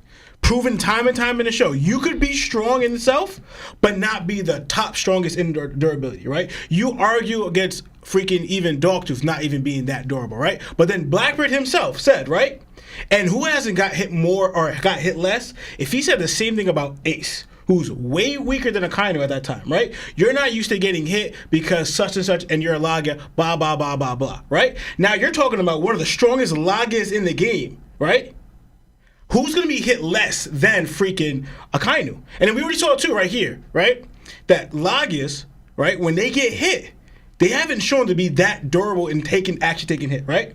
So now notice like we're getting by hitting by the yes, it's by Whitebeard, but also too you got to factor in if Akainu's not really used to getting hit too, right? And now that he has not experience fighting hockey users, he saw he saw like 3 or 2 hockey users coming at him and they even bat an eye, right? It was like hockey users, right? And even they didn't affect him, right? They didn't affect him at all.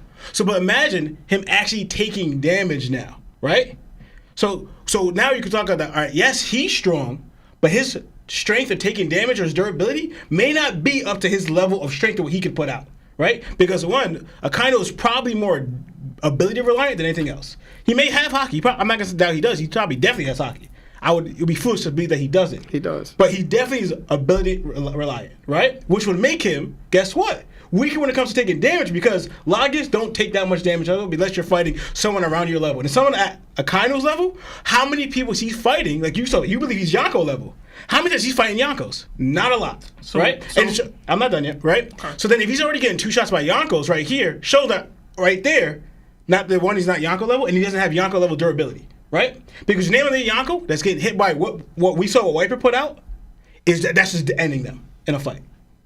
I can't name one real Yonko, not freaking Buggy, and not even Blackbeard, that's getting done in by those 2 shots that Akainu got hit with. I can't name one. Not Big Mom, not Shanks, not Kaido. Not one of them, right? Now we're going into like the fight. Now the real fight we're talking about is Blackbeard and Zoro, right? You keep talking, he's gonna knock Zoro out. I want to know is like, how do you think Blackbeard's gonna land these attacks? Right? If Zoro's faster than him, has better hockey, right, and is able to react better than him, right? And also even just fighting wise, Zoro doesn't really get, when Zoro gets hit a lot in his fights, is usually fighting someone where he can't hurt them. Like, for example, when he was fighting Mr. One at the time, he couldn't take him out because you couldn't hurt him at that time. Then later on with King, right? You couldn't hurt him at that time. And then also later on with Kaido, right?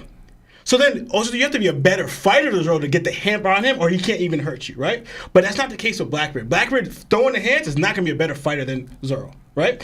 Blackbeard was not going to be able to stop himself from getting hurt by Zoro, right? Zoro's faster than him, has stronger haki than him, probably has observation better than him. We'll be seeing that he's able to sense other things. So I want to know, all right, if he does get hit, Blackbeard would have to hit Zoro a lot of times to even really put a dent in him, because we already saw Zoro's durability from the beginning of the show until now, right? Zoro's one of the top strongest durabilities in the game, right? Took on Paul Print Kuma. Yes, exactly. Now, we're talking about here fighting wise. I want to know, from what we've seen with Blackbeard fighting one-on-one, right? Because remember, those times Blackbeard had looked good in one-on-ones was against a Lagia, where his ability could use against them, where he's able to hit them, right? But now you put in a factor where Blackbeard's ability with the Yami is not going to factor in where he's able to hit you. You take that away, because the Yami's not going to affect Zoro where he's going to weaken him or stop him from defending that attack, right? So now, I want to know where in a situation where they're fighting, Blackbeard is going to be able to land on Zoro, where Zoro's not going to see it coming, block it, or attack it, right? Because I'm not going to say like this could happen, but if you mess up attacking, but he's fighting with his fist, Zoro can literally take off one of his arms, right? Because he's fighting with his fist. Why wouldn't you attack the arm? I'm going to stop that right there. Zoro could. Not saying it's going to happen, but because now Blackbeard has to do something else, right? But if his Yami's trying to suck it in, that's like the word of the first thing you can do, because Zoro's also is going to attack from any range. Long distance, flying bait techniques, or even the dragon twister, or in the pocket with you, face to face. Zoro could fight in any range, right? Blackbeard's going to suck you in. Zoro's going to use that against him, because he could just use that to gain speed. We've seen Zoro getting thrown to throw a blind flying bait technique at Blackbeard while that's happening, and then follow up with his own attack while he's getting sucked in, right? Now in the Gura, right? These dudes could block with Haki Hardening. I'm not going to add Ryo there yet, fully. You know, but either way, Conqueror's coding. You could do that. So I'm gonna know, fighting situation now we're fighting, right? These factors in. How does Blackbeard land? Even one, but he's gonna need multiple. I'm not gonna put a number on how many he's taking out Zoro, because we haven't really seen that number from anyone, right? I'm landing on Zoro a bunch of times and I took him out, right? Where has Blackbeard shown that he could do that? With fighting someone with that one-on-one, without an advantage of my Yami and their ability. Because the one time he could have was with Rayleigh, would be your best argument. What did he do there? Blackbeard ran away. That's the closest he would have got to fighting someone like Zoro. He ran away. And argument was like Shanks, but we never seen that, and that was when they were way younger. And that's before he even had either of them. And Shanks was probably, 17 to 18 years old then. So where in this fight do we picture Blackbeard is landing a bunch of girls to end Zoro? And Zoro doesn't stand still. He's all over the place, and he can fight from any range. I wonder, how does he land these things that knock Zoro out? Which we haven't really seen that happen to Zoro in any fight. That's my argument. Okay.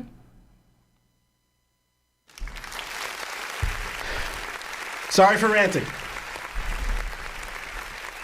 The fact that you even needed to rant is crazy to me. Like, again, anytime we ever talk about Blackbeard, it's always narration. It's never like, what is the actual perspective on him currently?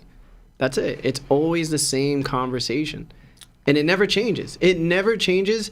Even when Blackbeard does show us something, it's always overly stimulated to the point where, like, we could bring up, he didn't push Law back at all. They clashed. And he has the strongest Devil Fruit in the game, but he clashed with somebody that's not known for strength.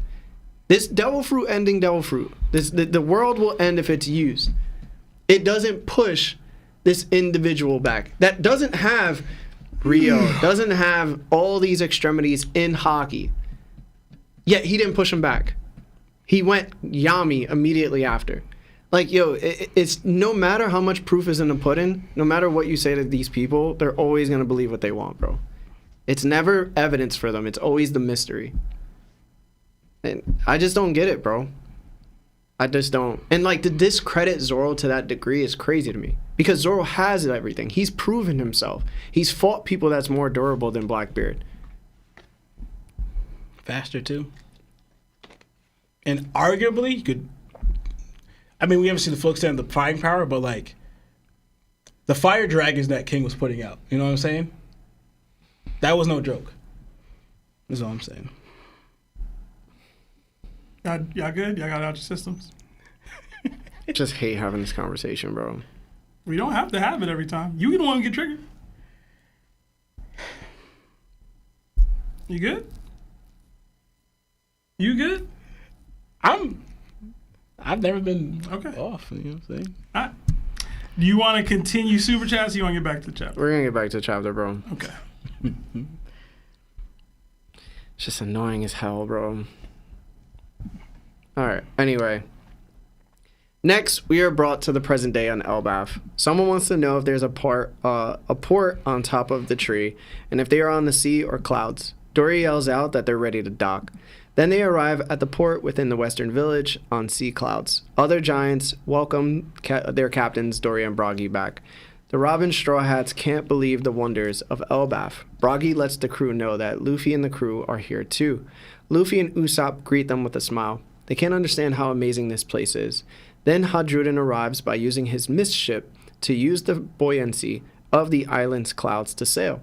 Lilith says to herself that there are island clouds, sea clouds, bubbles, and rainbows hovering. It can support all of these things. Elbaf's climate is perfect. 𝙀𝙀 is happy to see Luffy. Nami knew that Robin would change her hair. 𝙀𝙀 tells Luffy he's heard about how he's a Yonko now and he'll give him a full introduction later, but here are the new giant pirates excluding Roto, which Roto says he's still in it. Gerd thinks it's nice to meet everyone as well. They also heard how Luffy beat Big Mom and Wano. That's big news, especially for them since they never pay attention to the outside world. Gerd mentions her relationship with Big Mom as children. The giants decide that it's time to eat and drink, so everyone must come into the pub. Luffy and Usopp are ready, and the rest of the Straw Hats take off too, except for Robin. So we'll start with Seb. Yeah. So this part of the chapter was pretty cool. I like the landscape shot of Elbaf again with the rainbow added. I thought that was funny. I kind of wanted to see it really big with the rainbow. That would have been cool. I thought it was really funny when they were introducing the new giant pirates, and they were like, the four of us or whatever. And Roto's like, 5. It's like, yo, don't leave me out, bro. I thought that was really funny. I was interested in the cloud, like the island cloud, like sea rainbow thing, the bubbles. It's a lot of, I feel like a lot of technologies from other areas seem to be here. Maybe I was just misreading that, but I think that's cool. How many other people have gone to Elbaf and implemented these things?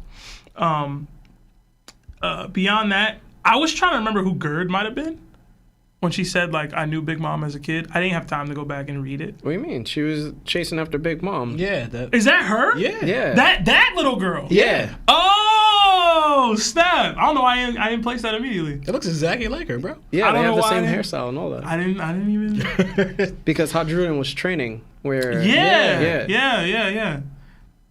Do you have the chapter for that? Whatever. I don't have the chapter later. for it. I'll go back and read it. But I was like, I was trying to remember who it was. But yeah, that's who it was. They low-key just left Roto still up there, chained up. So like, are they gonna send him to prison? Like, you know what I'm got him saying? crucified, He's bro. crucified right now. Yeah. And they just said he's not part of the crew. So it's like, yo, what's the future for him? Yeah. You know what I mean? Did you get to this part yet? Here? I got to the part where they're leaving. Okay. Yeah, So, but they didn't... yeah. So that part with Luffy talking to Robin and saying, like, listen, Robin, it's the captain. Like, I'm your captain. It's my responsibility to do this. That reminded me, I think Ace said like the same thing. I don't know if you guys placed this or not. Well, So when Luffy was talked to Ace about Shanks, he was like, yo, when I become a pirate, I'm going to meet Shanks or whatever. Luffy was like, oh, why? And he's like, I'm your older brother. It's my responsibility to like say thank you to this dude who inspired you so much or whatever. So this is Luffy like doing the same thing Ace pretty was cool. trying to do. I didn't notice that. I thought that was dope. I peeped that immediately. But I thought that was cool. I love seeing Robin and Bonnie in that little moment where like, because in that moment, like she's saying like where did you learn that? Yeah. right? And it's about Ace, which I thought was cool. And like, this is Bonnie learning the way to be from Luffy, who's like an idiot. Like, you know what I'm saying? I thought that was cool. But beyond that, I like that Robin changed, because when she pulled up, she was wearing like just like short shorts and like a beater. She seemed to have changed more similar to the outfit she wore when she first met Saul. Yeah. So I thought that was dope. Like, I was like, the build up to this has been really good. So I didn't have much more beyond that, but I thought those two were like pretty interesting points. All right. Law? Yeah, honestly, just going into the technology of Elbaf is dope to me. And I don't even think Oda's going to utilize it. I don't know if he knows. I'm going to say not that he knows what he's doing, but the potential what could be happening here. Because I'm going to go into, we keep talking about the potential level ups of Frankie, Usopp, and Nami here, right? And we didn't get much, and even Chopper. We even get much, mostly on Egghead for Chopper. Here, mostly I'm focusing on Frankie, Usopp, and Nami, right? But mainly what Frankie could do with the ship, and honestly, I'm thinking about more what Usopp could do to make him like level himself up more, especially his potential fight with Van Augur, right? Here we're seeing that we have clouds that support a ship. Yes, it's not a grand fleet or anything, but it's still supporting a ship and able to fly, right?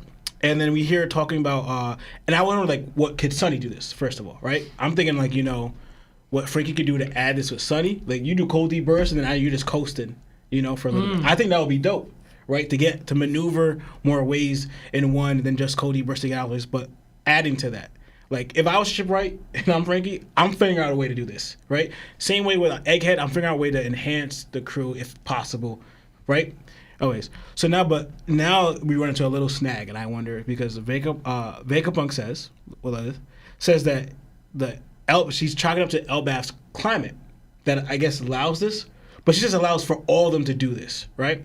So I want to know, is it just possible because we talked about earlier that the different climates of each island allows for certain things. One constantly has lightning striking on it. That climate allowed that. And one is constantly snowing. One is just always hot, whatever, right? So now what you're seeing here is like perfect for this.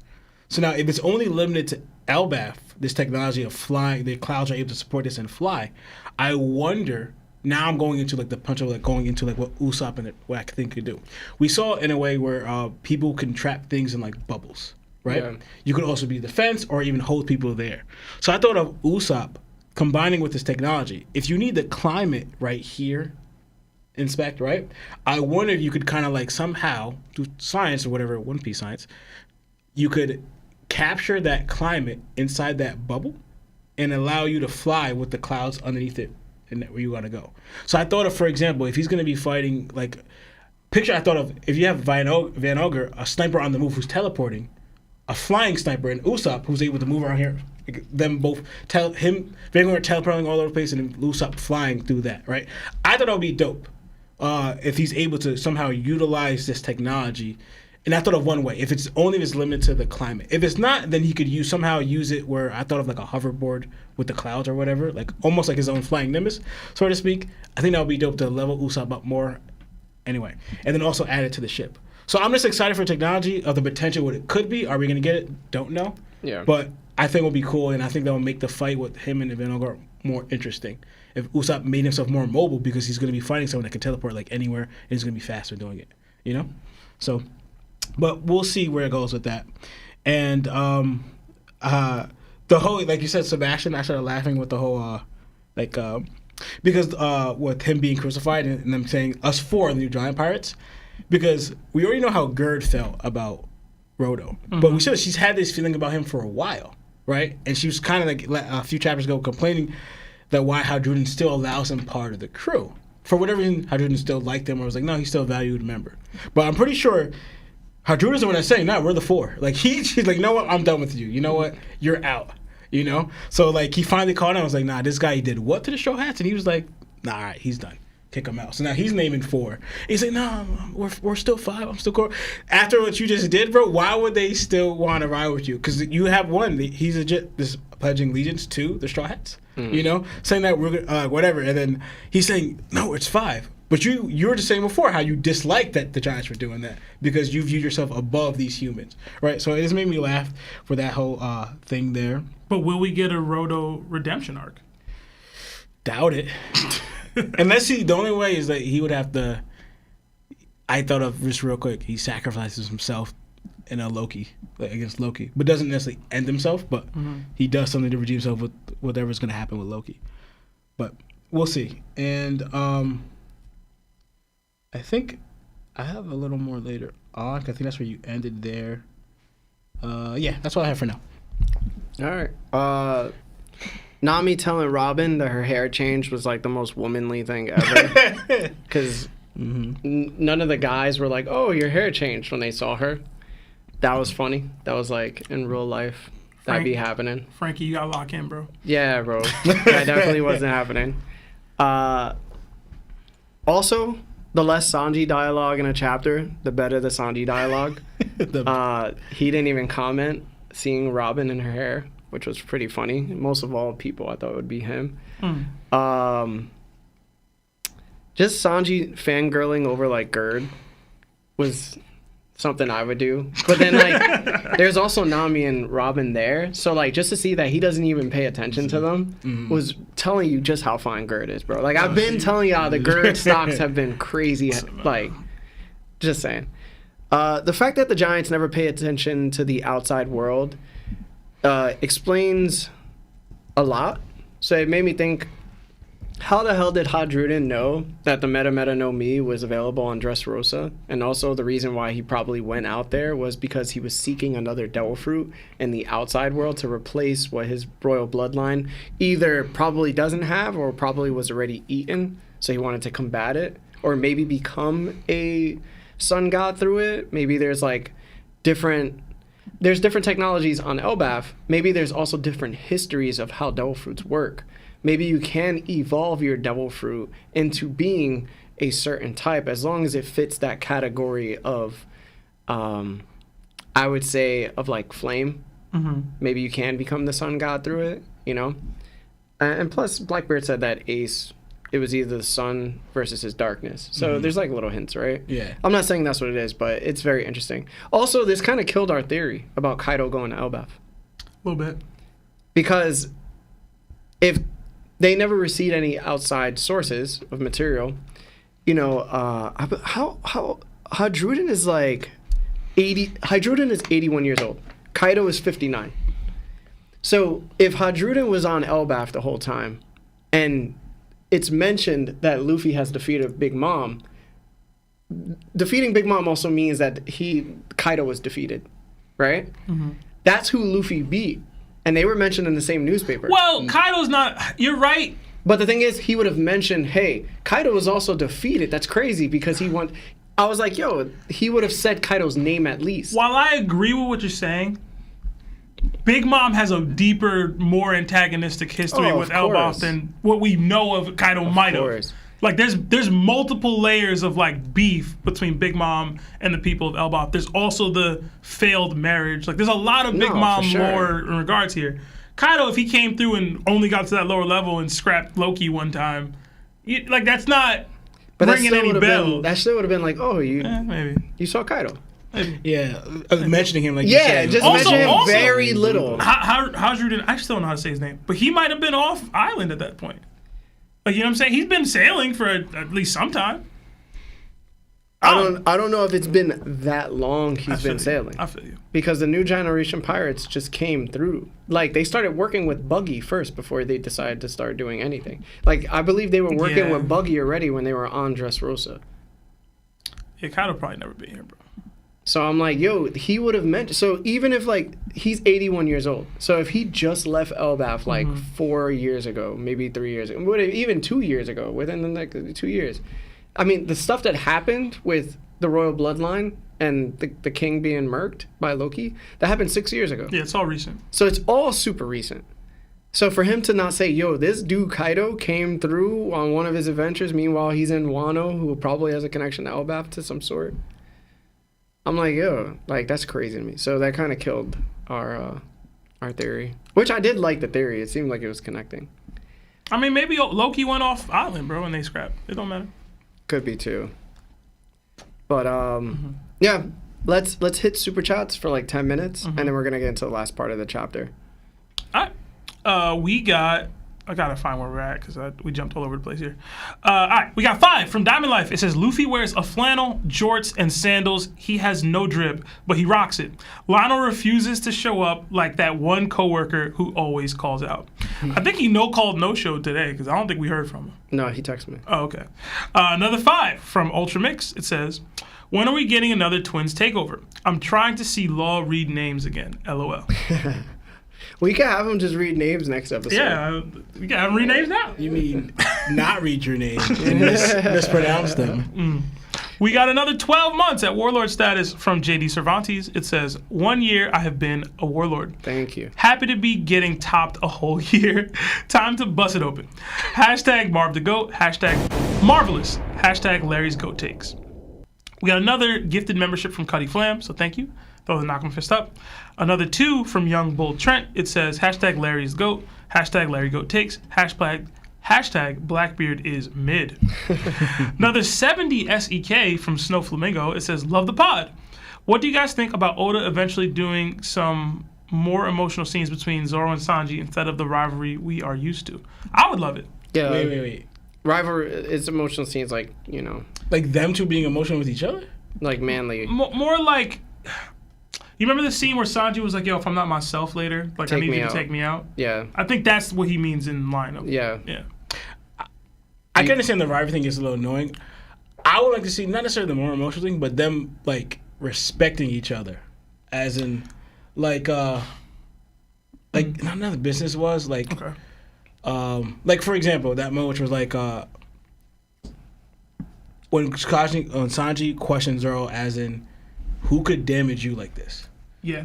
So, and mine's gonna go way farther back, but one of the best examples of this is it's something from two different scenes, and I'll try to be quick here. The Groggy monster fight and Kuma's Kuma the Thriller Bark thing. So in the Groggy fight, that's basically Zoro saying like, "Hey, Sanji, I respect you, and I acknowledge that you're you're the next guy, like after me, or you're my equal or whatever. I need your help. 5 minutes. What was it, 5? How much time did he say? 10 seconds or whatever? I don't remember how much time it was. I don't remember. It was, but whatever that short amount of time. Yeah. Like Sanji's been showing, like trying to show Zoro up, and they're trying to show each other up. But this is him saying, "Yo, I respect you. Just help me out for this amount of time, and we'll get it done." And then to piggyback on top of that in Thriller Bark, when Sanji tries to kick Kuma, and Zoro sees him, he's about to yell at him to be like, "Yo, you're like." You're being weak. Then and he sees him. realizes how much pain Sanji's in. And realize we're really in the stuff because Zoro is acknowledging Sanji as a strong person now. So like if he can't handle this right now, we're really in trouble because Luffy's passed out. So it's those subtle moments. Zoro's not gonna say it. Yeah. You know what I'm saying? Like you gotta find pockets of that respect and appreciation. It's vice versa for Sanji.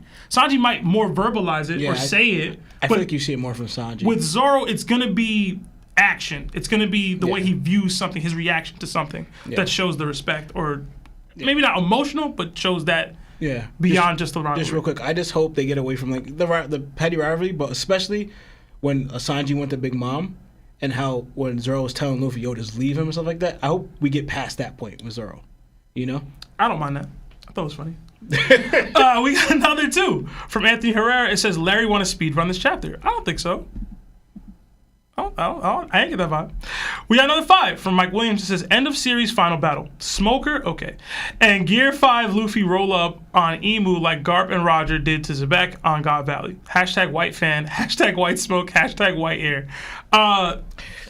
Replace Smoker with Kobe. Yeah. At this point, Smoker bro. coming out of nowhere with Luffy to Emu. That's forced. It's just random. Yeah. That's forced. I'm a Smoker guy. He got no business seeing Emu. If Smoker's there with Kobe, that's different.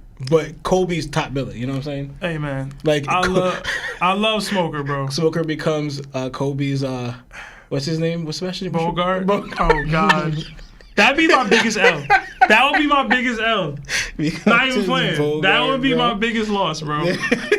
We got another 2 from Nimbus Jujubee. It says, "Hey TOPT, which One Piece movies are worth to watch?" All the ones that had Oda's hands on them, for real. And that one was the Saga one.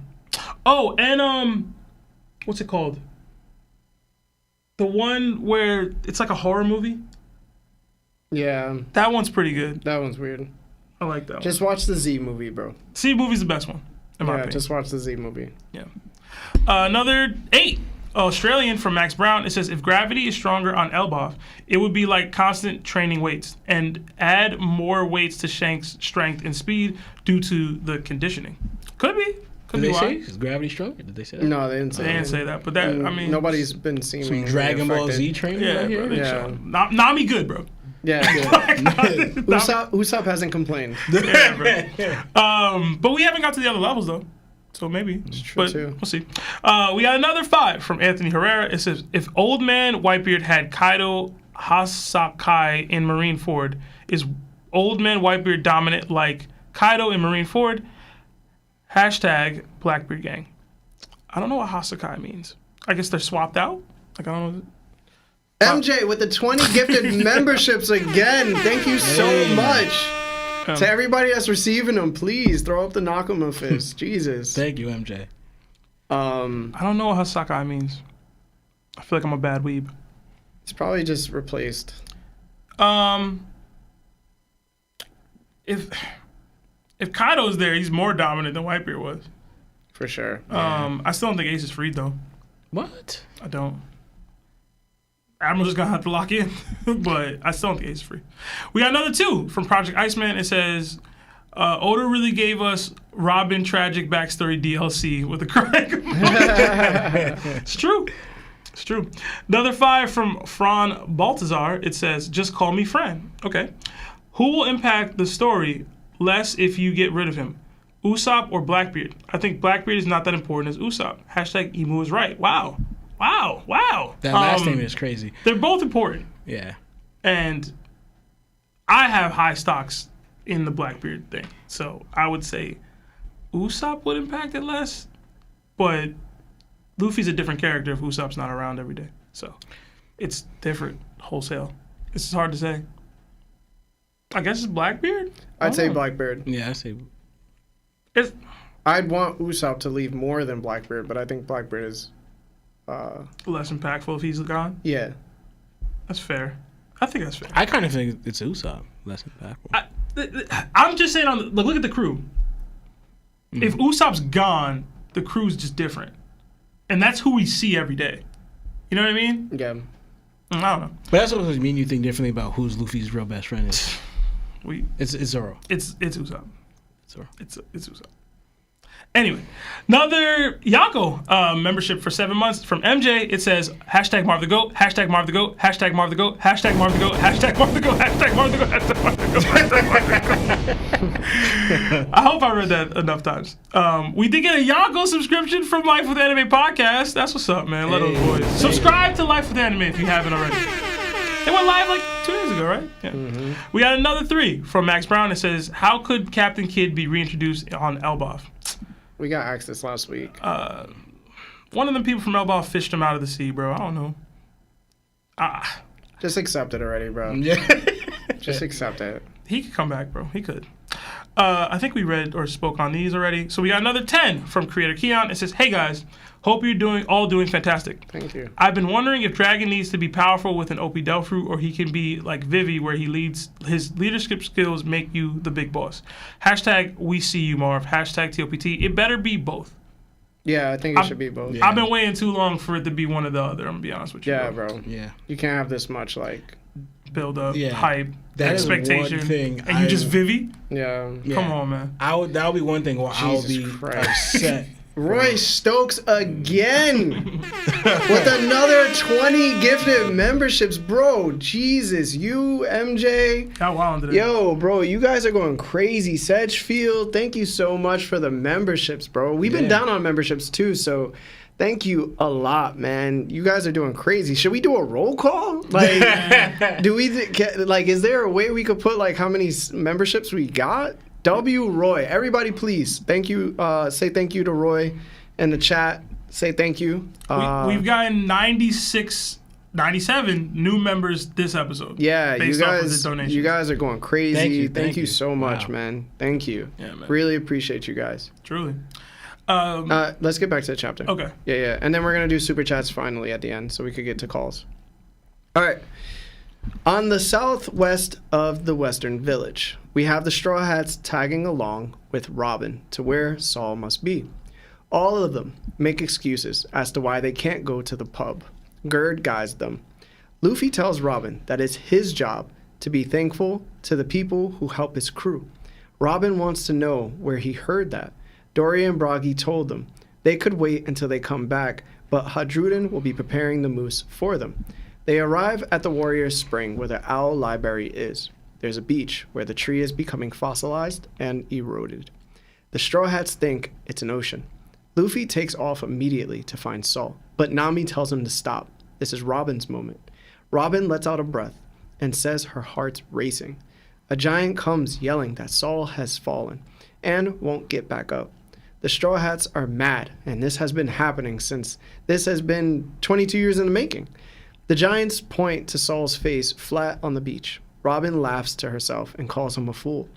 She then tells everyone it'll be fine, and she wants to go on her own. All of them should stay here. She says she got all nervous for nothing, then walks over. As Robin gets closer, Saul peeks. Then, when Robin gets in front of him, Saul tries to scare her.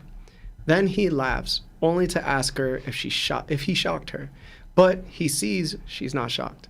Saul tells her that she's not a kid anymore, and he is apologetic. He didn't know how to greet her. She tells Saul he still has that silly laugh. He agrees and picks her up with both hands to bring her in for a closer look. He tells her she looks lovely, and she reminds him of her mother, Olvia. They have the same gentle eyes. Robin blushes and loves the compliment. Saul wants to know if she heard Vegapunk's message. Vegapunk said, "History is told by the winners," which is a direct quote from Ōhara. That was the voices of the scholars from Ōhara. Even though Vegapunk doesn't speak on good or evil, he gave his life to pass that on. It means big changes for the future. Robin approaches his face and says yes, his sacrifice too, and his scar if it hurts. Saul tells her she can't believe he made it, huh? The flames from the island melted him enough to the point he fell into the ocean, and he found out she survived later. He hated the way the world spoke about her. It made him furious. Robin looks down and backs up with a smile. She says she doesn't want to talk about the bad things, only good things. Saul cries a little. Saul brings up how she had to run from the world, and the world is so blessed she's alive. He thanked her for surviving and coming to see him.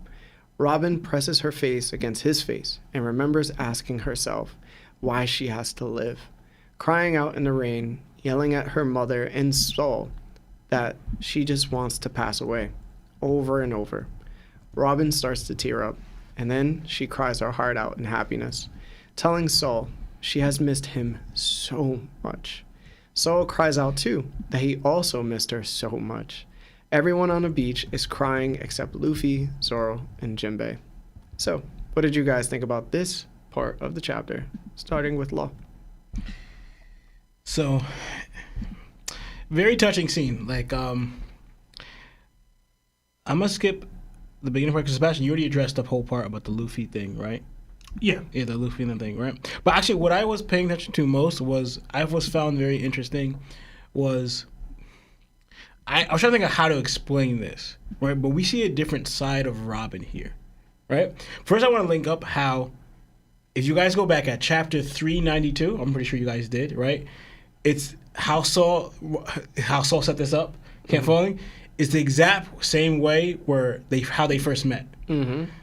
So Robin found Saul lying face down on the shore or a beach or whatever, and then Saul gets up trying to scare her. Right, so I was going at the panel for panel, right? And then especially when he's like yelling "Rawr" right here, and how she looks is the exact same panel because you see Robin's face is a little girl staring at him like normal, like straight pan, like what is this? Because it's the first time seeing a giant, right? But in the grown-up version, she's smiling though because she knows who it is, right? And then he kind of looks up and sees her here, and then he shouts up, and it shows that panel right right here that I like sharing, and then how they both respond. And then it makes me laugh though, because Robin, she changed completely to how she used to look. We saw the haircut, but like Sebastian burned out the dress, but older version now, like of what she was wearing as a little kid. But even the way Robin is standing with the hands just casually behind her back was the same way she had when Saul scared her, right?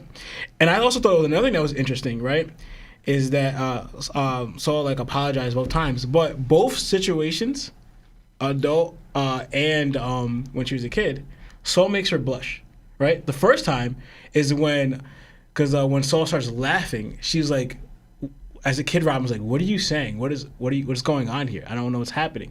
And he goes, "No, I'm laughing." She goes, "You're laughing?" And then Robin starts laughing at the ridiculousness of how his laugh is, and then he says, "Oh, you have a cute laugh." Mm-hmm. Robin blushes, and now here he mentions her eyes. Mm-hmm. Like, you have lovely eyes like your mother. You have gentle eyes, right? Robin blushes again. So showing how I like that touchiness where how it can have on Robin, because what I'm going here is that you see a difference in Robin's kind of like personality, right? The reason why I say this is because, right, well, we know Robin, she's always just calm, not necessarily serious, but just calm demeanor and always like kind of like and she has this dark humor around her, right? She's very serious, and she doesn't have a big reaction to a lot of things. Sometimes you see her a little shocked, right? But it's always her stoic calmness like rules over everything, right?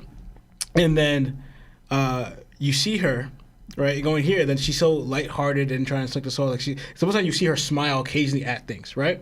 But the reason I'm getting at is that even to the point where she says she only wants to speak about good things, right? But most of the time we know about Robin, she's usually mentioning the worst situation that could happen. Like the Straw Hats go missing, and then Usopp and Armor talk about what's going on with them, and she'll be like, "Oh, maybe they got eaten by this and that," or like the ship, they all die with that, and then Nami and Usopp always get freaked out, like, "Nami, why could you be so morbid?" or whatever. You know, this dark side, this dark horror side of her, right? But this situation here, not only that we don't see Robin blush a lot, like even when she was smiling before, like she's genuine smiles she had, she's blushing, even without Saul making her blush. We don't normally see from Robin like that at all, really, you know? And then she only wants to talk about good things and not, well, she normally brings up the horror things. And then even her serious demeanor when she first met Saul as a kid, like she only laughed at his smile, but the rest of the time you see Robin is kind of like, not necessarily serious, but almost like no expression, right? But you see her, she's just generally just so happy to see Saul that you're seeing different like facial expressions that she doesn't normally make, right?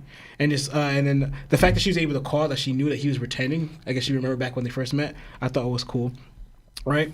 And how she's able, like, touching his face in that deep thing where it brought her to like crying into tears over what she's been through, shows a different side, like more of a, I guess, womanly side of Robin instead of this whole I don't know what to refer to. I keep saying serious, and I say calm. Dark. I guess dark side of her, you know. But seeing this side of her, like even she opened up her arms saying, "I only want to hear good things."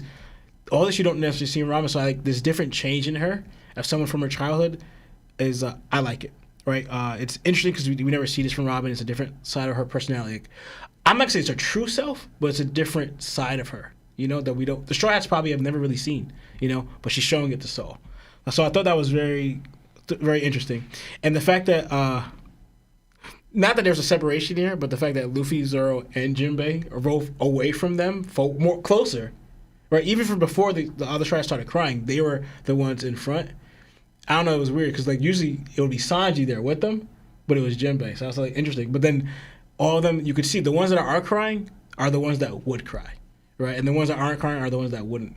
So I thought that was cool how like that. And then you see Luffy, he's recognizing that this is a happy moment, and then him smiling right there because of seeing Robin like this. Because I'm sure Luffy's never really seen, besides like I want to live. Because if you remember that moment, especially Luffy, because he had to like convince Robin not to give yourself up to the world government and convince yourself, tell me I want to hear you say it, Robin, that you want to live. Because those on Luffy doesn't really pay much attention to people's backstories, but this one he got a little bit of. And then now he's seeing it here again. Someone, I don't know how much Luffy knows, but Luffy's very intuitive. He's able to tie this together. Part of the reason why like she fought for this or what she was going through, he was a part of that. Right? So Luffy's smiling the deeper story without him fully knowing it, but Luffy could probably sense it because he's very intuitive and probably because he's a conqueror, he's able to sense certain things. Right? But I thought that was awesome. The story writing that Oda wrote here is amazing because what they've they both met each other after 22 years and what they both have to deal with, right?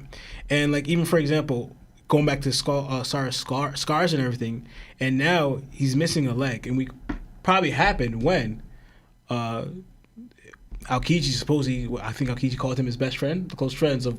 This is stars he got from a friend and when his mark to save Robin and leave the Marines at the same time. So all his scars anyway is what he sacrificed for, someone he cared about. And we see that not necessarily happen a lot in One Piece, but it comes up a lot. Because for example, we could think of Shanks and Luffy, right? A reminder of what you lost, but to you, it's all worth it because you saved that one person and now seeing them grow up. We haven't got the meeting between Luffy and Shanks yet, but not that it's going to be this touching, but it's a different aspect of it because they've been through more, so to speak, building up to it and away from each other because also Saul has ties to her mother and her family. So the story writing here and the deepness shows emotion, how, like you mentioned in that earlier, Larry, how Oda is able to capture these emotions and then make you feel what these people's lives that they're going through is real. Even though it's a comic book, but it's real. And it's the world he built up and what people have to go through and how people could kind of relate to it, so to speak, even in our real world. But that just shows how good at writing he is and the emotions he's able to capture through these panels. But yeah, that's all I have for now. All right. So. Yo, Lawrence spitting today, bro. I ain't gonna lie. Thank you. Except your Zoro rant earlier, but it's not the point. I really love this whole section of chapter. And I noticed all the things you were talking about, like the stark change, and Robin's like, oh, she's always mentioning the negative, the worst possible scenario. And right. with Saul, I don't want to talk about the bad things. I want to talk about the good things, how I survived, how, what's it been like, Mm-hmm. So where to start, bro? All right. So again, I am a huge Saul should still be dead person. I still believe that to this day. This chapter for like a split second made me change my mind. I'm not gonna lie, it did. I felt that strongly about what was happening here on panel. I didn't cry, but I almost teared up. I was close. Couple of things. One, Saul trying to scare her. I thought it was hilarious. It reminded me of back how they first met, etc. Yo, literally had this exact moment with my nieces and nephews in Thanksgiving. Like, I was trying to be, like, scary, like, oh, I'm knocked out. And, like, they're really young, and they're not Robin. So they ran away and everything. I thought that was cool. So when I saw it happening on panel, I'm like, this is dope. Saul is, like, the cool uncle. You know what I'm saying? Like, that was dope to me. It was funny because I think Lionel and me had a conversation about it where Saul has been anticipating this moment just as much as Robin has. More so. Way more so. Because Robin thought Saul was dead this entire time. Until Egghead. Literally last arc. So, like, Saul has been hearing about her in the paper. And he's been, when she finally gets here, what am I going to do? And this is what he landed on. I think that's great. I think that's hilarious. I like that they brought up Olvia and how she looks like her and reminds her of her, and she blushed and everything. I thought that was cool. I don't know how you can say Robin's not best girl, bro. Like, anybody. Like, y'all have y'all list coming up, bro, this week. Robin better be top one, man. And I mean that. Because she's always been top one for me, but this chapter, like, cemented it, for real. Like, this entire interaction is, like, the most human I think I've ever seen anybody in the show. For real. Like, I feel like I know them. Like, for real life, real person. Like, this interaction is how it should have went. And I was so happy about it, bro. Saul's leg and scars in general reminded me of Aokiji. He's also missing one of his legs, and he's also scarred through up his arm, up his neck and everything. So it's ironic that he probably got that from being, like, frostburnt or getting frostbite, and, like, his leg is gone, where he probably had to lose it to even survive the situation when it thawed out or whatever. Like, had to cut it off. I wonder if he had to, like, cut it off himself or whatever. But it's ironic to me because now Aokiji, like, has these same damages from his fight with somebody he probably called a friend in Akainu, or at least a coworker. You know what I mean? You said so much. I don't have much more to say beyond you. I did think that the Straw Hats that were crying are the more emotionally like outward ones, and the ones that weren't, besides Luffy, are the more stoic ones, which I thought was apt for them. When I was reading this, I was like, yo, I wonder what Jinbei feeling right now. Because he hasn't been here for like the whole thing. Mm-hmm. So he like, what's up? Kind of. Yeah. But at the same time, he's one of the more knowledgeable people in the world, so he knows what Robin's been through at the minimum. Probably more so than even the rest of them on some level. Her starting to cry like that, bro, like I got close, bro. I ain't gonna lie. And I don't be crying a lot, but I got close. Just getting to that point right there where she like was smiling and then like you see the, bro. And I love Luffy's smile at the end. I thought that was a chef's kiss because Lawrence, I think everybody and their mom who read this thought back to Say You Want to Live. And this is the payoff for that. Yeah. This moment in time is the payoff for that chapter, and that is one of the greatest moments in One Piece history, in my opinion.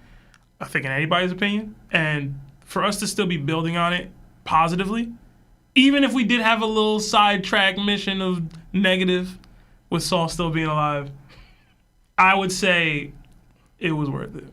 Yeah. He should still be dead, though. But you don't have this moment. Listen, I know, bro. I know I'm contradicting myself right now. But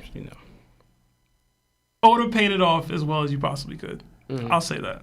Still salty, but he almost got me to cry, so he clearly did something right. Yeah. So that's it for me, though. Damn. Yeah, this is a great ending to the chap. You know, you tend to look at Robin's history, and, you know, she had a father in Dr. Clover while her mom was gone. He used to beat her and verbally abuse her because he didn't want her learning the ancient history, because if she did, her life would be ruined. He knew that, right? She watches him get murked right in front of him. She doesn't even see her mom for a little bit while she's on Ohara, and then finally meets her, and then her mom tells her to continue living. And then she gets to the point where, like, she meets Aokiji, and Saul's there. Saul becomes like a big brother, and then, you know, Aokiji attacks Saul, and then he basically tells her to live on too. And then you have these two people who want you to live on, and then one person tells you, you're lucky you're even alive, that I'm taking like mercy on you, so go live your life. She tries living her life, but during living her life, she notices on maps, Ohara doesn't exist anymore. So now she has nowhere to go back home to. Her home is wherever she decides to go. Through that, she's constantly getting attacked by mobs of people, adults who want to just murk her. She has doubts of continuing living on. She cries in the rain, screaming at Saul and screaming at Ovia as to why she has to continue living on, to the point where, like, she wants to even take herself away from the world. But she's angry at them. She's angry for putting these huge burdens upon her, because if they probably weren't there to tell her to live on, then it would have been easy to do what she wanted to do. But instead, she continued on further. And as she continued on, she would randomly go into people's houses, right? And when they would notice that this was Robin, the demon child of the world, she would overhear them while she slept in, like, hay or something like that. And she would hear adults telling other adults, we're going to turn her in for bread. Mm-hmm. And then she would run away, and then those people would be pissed about it. And then she kept running and kept running and kept running, trying to survive. And then she gets to a point where she meets Crocodile. And Crocodile lets her know, like, yo, I'm looking for this ancient weapon. I need you, yada, yada. And she gets to the point where, like, she found a reason to go on even more because she found a poneglyph. And then at that point, Crocodile tried to murk her, and she just accepted it. But then Luffy came along and told her, yo, do your thing. You know what I'm saying? Then she joins the Straw Hats as another way to just continue going on. And then you start to realize, like, she is dark. She does say dark jokes. She says it. She's been saying it. But it's not that she wants to say it. It's just how she views life. She's always viewed it from a dark aspect because nobody has ever been good to her. But she's also never been good to anybody else because they've never been good to her. So then she gets to a point where she finds people that she considers friends, but then she tells herself, I can't even have them anymore. Because if I do, I'm going to end up hurting them. So she says, yo, I don't want to live. Literally tells the world, I don't want to live. And then Luffy goes, nah, tell me you want to live. Tell me what Saul and 𝙁𝑉𝐻 told you to say to yourself over and over and over for your entire life up to this point. And she goes, I want to live, crying, while being beaten by Spandam. And they survive. And then she goes this whole way, still not knowing if Saul is alive, but she found a purpose. She found the friends that Saul told her she would one day find, that Aokiji told her that she would one day find. And she found them. And then she finally hears that Saul's alive. And she cries right in front of Vegapunk. And Vegapunk even brings up the fact that there's history with 𝙁𝙁, and 𝙁𝙁 is still affecting the world to today. So remember, that map that she found as a little girl, that 𝙁𝙁 was no longer on, she finds comfort now because they do exist. They are real.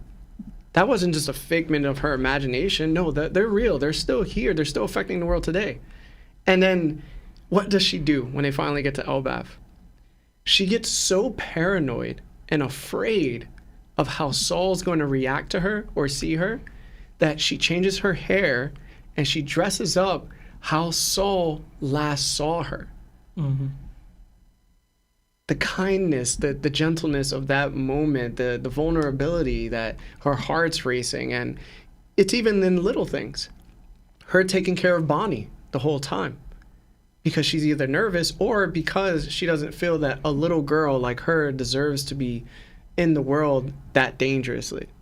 So she sees herself in Bonnie a little bit. That's why she finds herself clutching Bonnie or being with Bonnie since Bonnie has been on the ship with them. She's taking care of herself, her inner child. So then she gets to Saul, and Saul sees her, and he tries scaring her, and she doesn't feel the way. And then, like Lawrence said, she no longer wants to talk about the bad things. Why? Because she's always only told bad jokes. She doesn't feel that way no longer because her hope is still alive. She found out 𝙁𝙁 is still alive. Saul is still alive. The world is changing now, and she matters more than ever. He thanks her for surviving. And it's even more beautiful because, like Lawrence said, she has this stoic personality, right? She doesn't let herself get emotional, ever. The only time we've ever seen her get emotional was during Enies Lobby. That was a long time ago. Mm-hmm. But she finally gets to put all the traumas that she's experienced through people and also the world government in a space where those things were worth going through. Saul showed her that the world isn't horrible. The world is filled with people like her friends, the Straw Hats, and also people like Saul. And the fact that these group of people have showed her that her biggest enemy is also their biggest enemy, and knowing that Dragon exists as well to show that there are outside forces opposing that same enemy that Luffy declared war on, I think it just all culminated into a moment where, like, she understood she's no longer alone, bro. Like, this is it. This is the moment where she truly feels like, yeah, the Straw Hats didn't make me feel alone. That's my family. But, like, I truly know now that Saul is alive. But my life is complete. Now all I got to do is decipher and continue 𝙁𝙁's will of what Dr. Clover made me go through, that my mom had to experience, you know? I have to show up for those civilians that Akainu murked. It's all coming together now. So when I was reading this, I felt like tearing up too. I truly did, because I started going back chapters and reading her tales of like her being alone. I did that with like Itachi and Sasuke when they had like the split moments where like they show their childhood here and show their childhood there, and then you read it all in one moment, and then you're like, oh man, I got their full life story. That's how I felt with Robin, and it was just so beautiful. Like I don't know how to say it enough. Like, I don't agree that Saul should be passed away. At first I did, because I was like, yo, I'm tired of Oda not murking people and keeping them off. But like, this is one of the moments where like, we haven't seen all the Straw Hats' dreams, but this was the closest we've ever got to a Straw Hat accomplishing their dream. And this is a dream that just spurred upon her. You know, her dream is still deciphering the world and telling the truth. But just witnessing the struggle of a little girl who was 8 years old, 22 years of just straight trauma, finally being paid off and visualized in a way where like she can not only accept herself, but accept the ability to want to continue living on, and accepting that all the pain was worth it. And I don't know how to say it enough, man. Oda's a freaking goat, dog. Like, Oda's a goat. Yeah, bro. I want to add a few more things, not much, because I forgot. You reminded me of it when you were speaking, because I forgot about them. One, I feel like this makes that moment deeper, if it wasn't already was, when back in Wano, when Sanji was getting pummeled, and he called out for Robin. Yes. That was also to a moment. Yeah. Because I remember mostly Robin's response, because this is something that she's probably never experienced in her life. She, like you brought out, Larry, in the situations, wherever she was going on, people always turned on her to save themselves, or turned on her to capture her or whatever, you know? But she goes to Sanji, thank you for relying on me, you know? So it's like you actually viewed me as someone that you could count on, or someone like she never had that connection that they're building. And then now, too, so not only that, I was actually kind of not surprised, but I was just like, if you look back when it shows right here, it says southwest of the western village, right? And you had the bubbles like Luffy saying, Robin saying, I just want to go alone. Let me go on my own. Luffy says it's not going to happen, right? Then you see Chopper and you see Nami. But to me, the less likely one to actually say I'm going to me was Zoro. Zoro, and then Jinbei, yeah, he still knew. Like, I'm just trying to say, but the support that she has, right? And the reason why I say Zoro too, and how much she grown, because he wants to see it. Because I remember back when we talk about I want to live, right? Zoro's nature, he was very distrusting of Robin from the get, right? He was like, nah. And then he saw what's happening in L's lobby. He was like, kind of like, I knew it. I knew she was like this. And this is something, besides from the Usopp thing, but this is something that Luffy and Zoro would have kind of back, not a debate about it, right? But then I remember Luffy going to Zoro, like, do you not see now? Like, something happened. He goes, she wasn't trying to leave us. She's trying to see Zoro. Did you see what happened? Yeah, Nami told the story. Exactly. So it's happened. That's why Nami's trying to leave. She's not betraying us. You know, she's not leaving us. She's one of our Nakama, and she's being forced to do this. Do you see it, Zoro? And then Zoro like kind of understood. So now going back here, Zoro's to me the less likely one to saying that. No, me too. I want to go. I love that they're all there. Yeah. Because Saul, again, his whole thing was one day you'll find friends. One day you'll have a family. I know it doesn't seem that way now, but one day you're gonna find people that believe in you, that love you, that cherish you, that would never sell you out, with all the stuff that she went through all this time. One day, he basically foresaw that she was going to go through the worst. Yeah. And said, but one day you'll have these people. And they're all there. They're all there. Well, not all. I mean, like, Vivi's not there. It's dope about Zoro because her relationship with Zoro is, like, pretty odd, too. Because Zoro one time failed at protecting her against Enel. And ever since after that, he's never let anyone touch her again. And it's happened multiple times. I've seen it. Did you send that, or I think I've sent it to you. Yeah, I've seen that, and I was like, "That's pretty dope." Yeah, but he's never let anyone touch her again after that moment. Yeah, and that's like one of the sweet moments of like the Sanji experience, because the Sanji experience even gave her more reason. And then like it's even more beautiful with Brooke, because when she tired out, she just laid upon Brooke. So it's like all these moments upon like. There's just layers, man, of just Robin honestly being like a great written female character in One Piece. And like you remember we recently went over how Sebastian didn't think like any of like the women in One Piece were like great. What?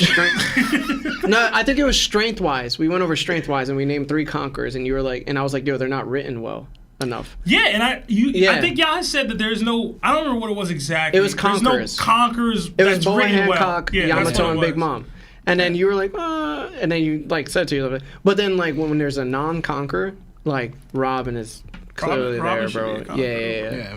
And I know I be hating on Oda when I be like, yo, he don't be writing women great, but like this is a great turnaround moment. Bro. Yeah. It's great. Like even y'all, I'm thinking back of other moments, like even in Egghead, where she was like, "Oh well, you know, I have my friends to rely on me," or like, no, it wasn't Egghead. It was Zoe. Where they were like, oh, the Yonko are gonna be after you. She's like, oh, well, my friends can protect me. Yeah. And they were like, there's those little moments, man. Peak, bro. Yeah. 10 out of 10. I don't do a lot of 10 out of 10 chapters. Yeah, 10 it's a out good of 10, chapter. bro. Yeah, I just loved how Oda's drawing how much the Straw Hats grew from being this disorganized whatever like group to like now they're like legit a family type thing. Yeah, you know the anime gonna kill it with this point. It's gonna be so emotional. Yo, it's They're gonna gonna drag be it though. great, bro. It's gonna be dragged though. Because they're gonna do like Kid Robin walking up, and then there's gonna be adult Robin walking up, and they're just gonna keep switching when on they and hug, off. it's gonna be Kid Robin again. Yeah, Something like that. I don't know. yeah, bro. Just giving y'all ideas. You feel Yeah. me? Y'all gotta send a check or nothing. That's what it's gonna be. And like it's gonna be everything: the mood, the moment, the music. Yeah. You're gonna see Luffy and them smiling. You're probably gonna see like Sanji choking up.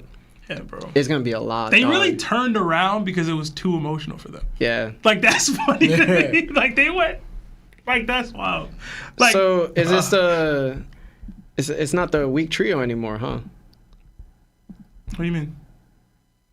No, I was trying to make a Sanji The joke. we- Because there's I'm like confused. 5 of them now doing it. Oh, Yeah. Yeah, I was just joking around. I'm joking. Frankie cried at everything. I know. Frankie's so emotional.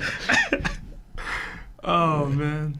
But it was great, man. Yeah, I really like this chapter. Yeah. And it's crazy because I was gonna read this chapter the day like Nick posted it in the Discord, but I was like, nah, I don't feel like it because I haven't been in too much of a great mood. So I was like, I'm just gonna read it Sunday.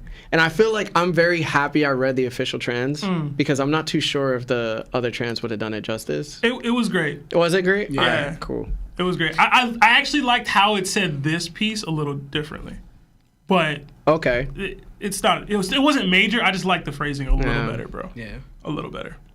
It was like, "Aren't you gonna praise me?" Versus, "I want to hear the night." Like it was slightly different, which I liked. Sure. I liked how she said that. I'll tell you this though, if we're going Nami or Robin on the crew as to like which one you like, yo, I gotta go Robin, dog. Yo, she's top 1, bro. I really do. In bro. all of One Piece, dude. Like Nami has her moments, She'd be annoying as hell. but she's annoying as hell, bro. Yo. But she's not funny, like ever. Like Robin Yeah, be 'cause she's funny. not. Robin has deep characterization, and also she has meaning to the story, unlike Nami. Like for real, Going like too far, bro. You going a little, like little too far, hold dog. on. Drawing the map is cool for the world. Okay, I get what you mean. Now. I get what you mean. But now. like her saying, "Yo, this is the true history of the world," okay. is so much better than drawing the map for the world, bro. Vegapunk could probably navigate the world if he wanted to, real quick. Map of the world about to not matter. You're really not. She's gonna have to redraw. Word. Y'all decide to use it again. That's crazy. Yeah. Half these islands I draw don't matter no more. Anyway, but yeah, Yeah. it was a great chapter. Yeah. But we got a bunch of super chats and we're still trying to get the calls. Do you wanna? We'll do the sponsorship. We'll do the rest of the super chats and then Discord phone calls. All right. Yeah. So, Marv. Hello, Nakama. Have you ever browsed the internet and come across a sketchy site that had a video of the thickest Latina you have ever seen? Well, I have. Have you wanted to click, but you couldn't trust it? Listen, I've been you at that moment plenty of times. I couldn't trust the hackers and loopers, the government, or even our internet service providers because I knew they'd be spying on your boy. I wanted something on my phone, computer, and tablet to protect me. Who am I to deny myself the desserts of life? But who are they to know how long I watched that video? Here's the thing. At Topped, we are now affiliated with NordVPN. It's an application that hides your IP address and online activity and helps you stay safe on public Wi-Fis. You also can connect up to 10 devices at once. NordVPN is available on all devices, bro. With our link, you can receive up to 69% off the first 2 years outright. They do have 3 plans, and each plan has its unique features. We wouldn't link up with a company if it wasn't worth it, believe me. Sign up now, Nakama, and protect yourselves from these online Gorosei members. Much love.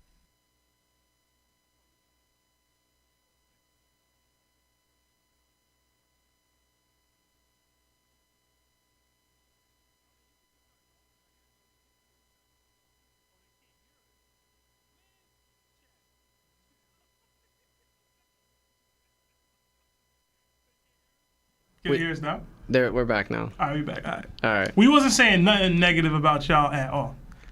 Anyway, we got another 10 from, well, we'll get the super chats now. So we got 10 from Big Mike 33. It says, if Usopp gets a power up, not just a mindset buff, do you think he would get a devil fruit, Loki's, or anything of the sort? Also, how do you guys think Loki's fight plays out? Hashtag topped on top. Hashtag Larry got W takes. Thanks, man. I'm always been a proponent that Usopp shouldn't get a devil fruit personally. Same. Yeah, same. With Loki's fight, I got nothing right now. I don't know. I hope he fights Luffy at some point just to see. Like, I feel like Luffy should fight the strongest giant. If he's that person, then cool.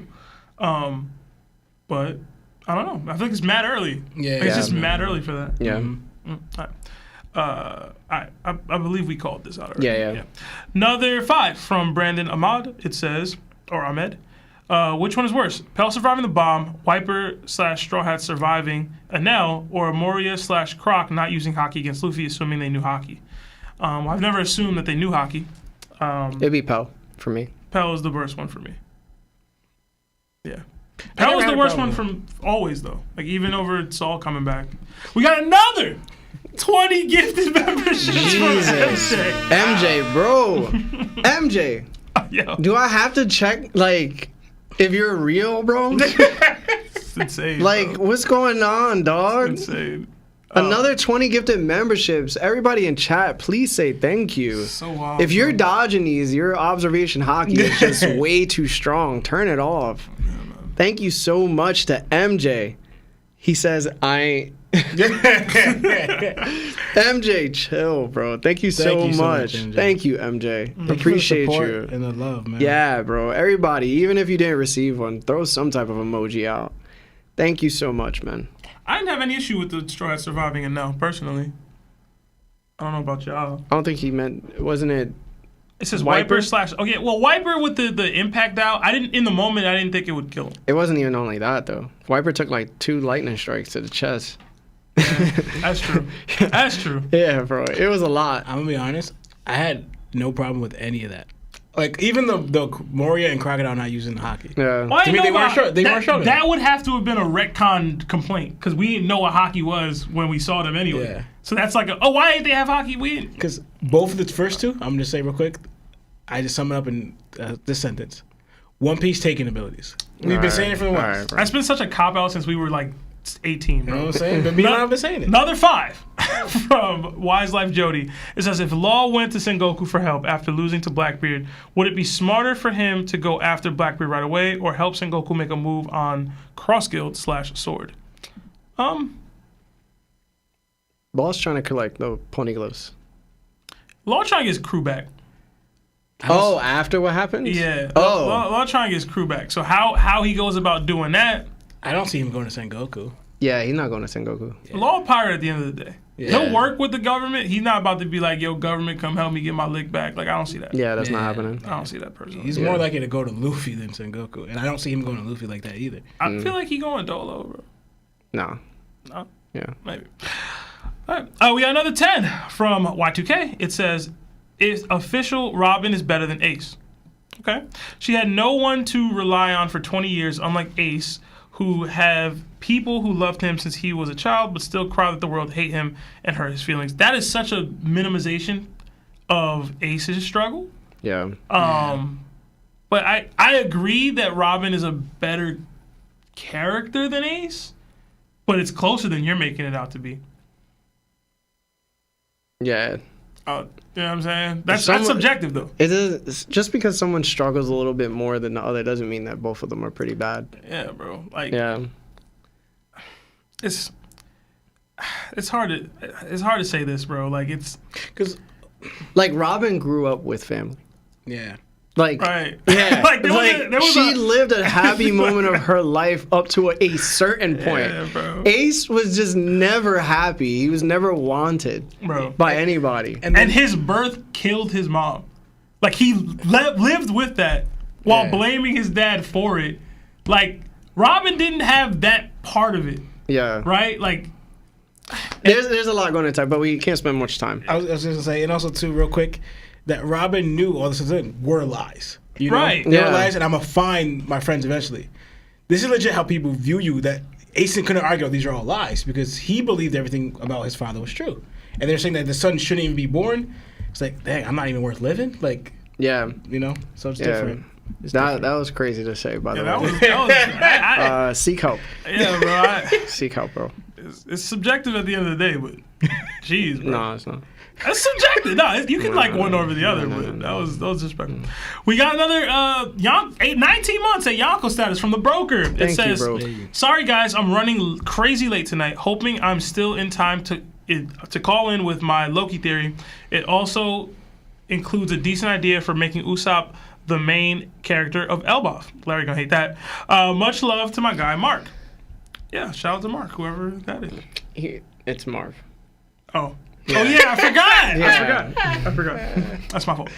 We got another 10 from Odin. It says, "Do you think Loki being changed for 6 years doesn't match the war-driven personality we've seen, especially since we saw what Big Mom accomplished within them not getting married?" I don't think I fully understand the question. I don't think so. It's just about change. Like, does his personality change, or like, does his wants change? I think what happened changed him, and is why he crashed out. Probably. Yeah. Yeah. He's just been in 6 years in jail because he crashed out. Yeah. Don't be crashing out, yo. Another 5 from Y2K. It says, "Marv, the final island where the One Piece at is the Clown Island. That's why Roger laughed." Oh, wow. There's a theory about that, Marv. Oh, wow. Hey. We got another 7 months at Nakama status from Cuddy. It says Sanji versus Dofi. What y'all got? I got Sanji, but it's high to extreme. I'll tell you that. The underrated Dofi out here, y'all. I got Dofi. As of right now, I got Dofi. Okay. Another 2 from Virgil. It says, "Been a while since I could send Larry lunch money." You guys are so awkward. Another 2 from Virgil. It says, "Zoro over Blackbeard is the only time I'm gonna agree with Larry." The only time? That's the only time. That's disrespectful too. Crazy. All right, we got another 10 from Inferno J. It says, "Keep up the amazing work, fellas. Always great getting topped off," with a fire emoji. "Interesting concept for y'all to discuss. With Marvel Rivals coming out, how fitting would the Overwatch style fit a One Piece game? I will leave that to y'all because I have never played Overwatch." I never played Overwatch either. Didn't y'all used to play? I played Wait. Overwatch. I swear you and Larry used to play Overwatch together. Am I tripping? No. What thinking of- was the game you and Larry used to play together? Was it Dark Watch? Was it Dark? It was Dark Watch. Okay, my fault, bro. Damn, my yo. fault, bro. Yo, me and that Lawrence were was so locked in that day. he literally, I think we both took off of school just Yeah. to go to my house and play Dark Watch, and we beat the game twice in a row. I remember I went over to your house after school to be like, "All right, let me see what's going on." Yo, it was such a damn good game too. What was it? I left the wrestling team to go play Dark Watch with you. Good, I didn't want to. I wasn't feeling it wasn't for me. I was like, "Yo, I'm quitting today, and we out." You know what's funny? Like moments like that, I'll forget about us, and then I'm like, when I remember certain stories, I'm like, God damn, we've known each other forever, bro. It's crazy. I reminded y'all of that, and I wasn't even remotely involved. Yeah, but I remember though, like me and Lawrence literally just being there, and we had so much fun, and it seemed like time just went by fast as hell. Because there's the way you go the dark way and then the light Yeah, way. you could go to light way or the Did dark y'all way. beat both? Yeah, Okay. that explains why it took so long. yeah. You know, We didn't answer the question at all, by the way, but it would be nice. It would be nice for that to happen because I've been playing Marvel Rivals, by the way, and it's really fun. I don't know Overwatch how it works, so I can't speak. It's a 5v5 shooter with other classes that people could pick. Okay. Yeah, just keep going. That could be cool. We got another 13 months at Nakama status from the Irishman. It says, "What y'all rating Elbaf arc so far?" It's really early, but I'm really liking it, so I'm enjoying it. Yeah. You know. Hashtag Zoro mid diss Blackbeard. Sure. He's not mid-diffing him. We not getting into this again. That's the thing. We Me and Lawrence never said mid diff. That's Yeah. absolutely insane. don't got time. For You all can't that. say mid diff. I think we're all enjoying it. On Rivals, people are not gonna. Somebody asked me who I main. Oh, you've been playing it. Yeah.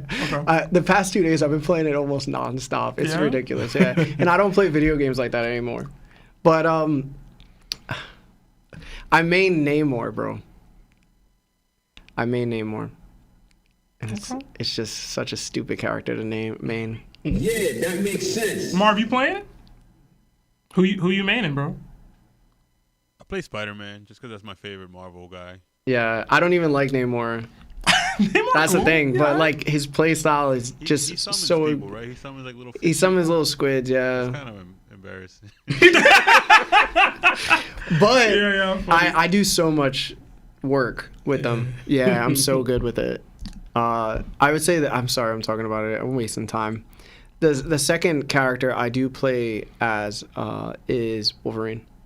Always, bro. Yeah. Larry always gonna gravitate to Yeah. Wolverine, bro. Yeah. Even if he's a trash, like even if he's the worst character in the game, Yeah. he'll still gravitate to him.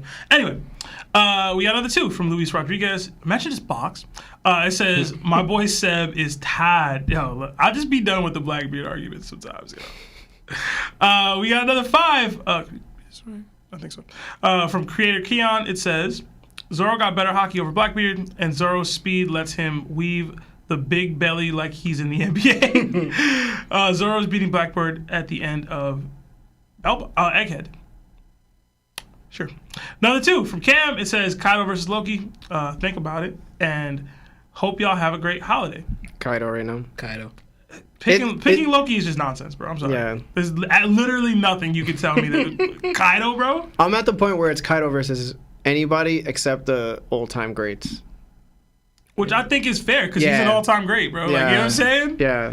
Uh, There's nobody beating him right now. another 2. Oh, Shanks will beat him. Another 2. Oh yeah, Shanks. My from bad. Gloomy Scorpion. But even then. Even then, that's yeah, all time. Yeah. It says sup. What's up, bro? So Or sis. Or you. Another 5 from Hunch and D Hose. It says Zoro was on good dope during his Wano fight. Invalid feeds. I ain't going there. That's crazy. Another 5 from And that's what's funny. That's Is it crazy. just made him capable of taking pain. That's all. right. It was. I don't think it It boosted didn't any heal stats. Him. Yeah, it didn't Yeah. heal him at all. yeah. In fact, it made it worse for him later. Later on, yeah. Another 5 from Inferno Knight. It says, "What's good, y'all? If you put current Garp and Sengoku on the rooftop, are they beating Kaido and Big Mom?" Ooh, I'm gonna say no. Current Garb and Sengoku? Yeah. No. I'm gonna say no. Nah. Too No. old. I know Big Mom is old, but like they're graying. You know what I'm saying? There was a poll during our DDT days. How's it going? It's so funny, our DDT days. Where Kaido, Sengoku, and Garp were gonna fight each other. Yeah, it was Kaido current. versus current Kaido versus Sengoku and Garp both old because we needed to do like the handicaps for the And top tiers. I still didn't think that they'd be able to beat him, bro. I still don't know. I I on already the fence. knew what Garp can do I when was I on the saw fence. him do what he did on Hachinosu. And I was still like, Yeah, those DDTs was fire, bro. Yeah. No, back then. Anyway, another 10. Roy Stokes with 10 gifted memberships. Thank you so much to all the damn gifters. You and MJ are going off today, man. Thank you so much. Y'all observation is crazy if you dodging. Yo, for real. Yeah. All right, we catching up. We got another 10 from SC615. It says, who y'all got? Garp, Prime Garp versus Prime All Might. Garp smoking, in my opinion. Yeah, Garp is smoking. Also, Zoro right now, low disc Blackbeard. Okay. Nah. Blackbeard needs trickery and goons to gain the upper hand in fights. He's cooked in a 1v1 versus anyone with decent conquerors. Hey, man. I won't argue it, bro. I can't say low Enjoy. diff. Again, Enjoy. low diff, mid diff are very, very disrespectful. Yeah. He's stronger than that.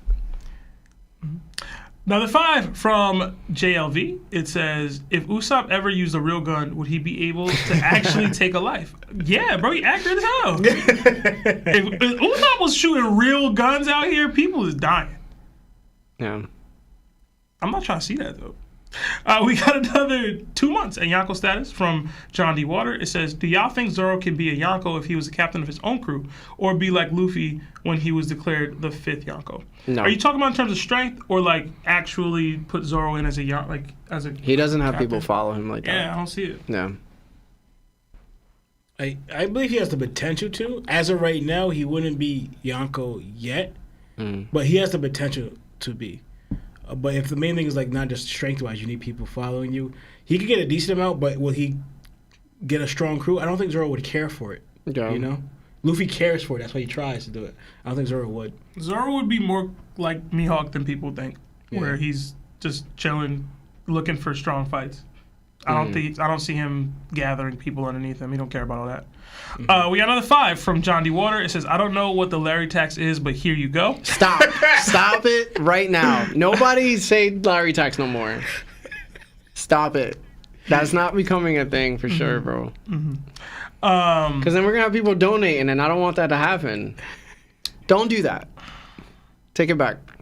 If you want to, not at a tax. There's no tax. There's no tax. There's no heavenly tributes, bro. It says, and Seb, chill with the Blackbeard riding. I'll try.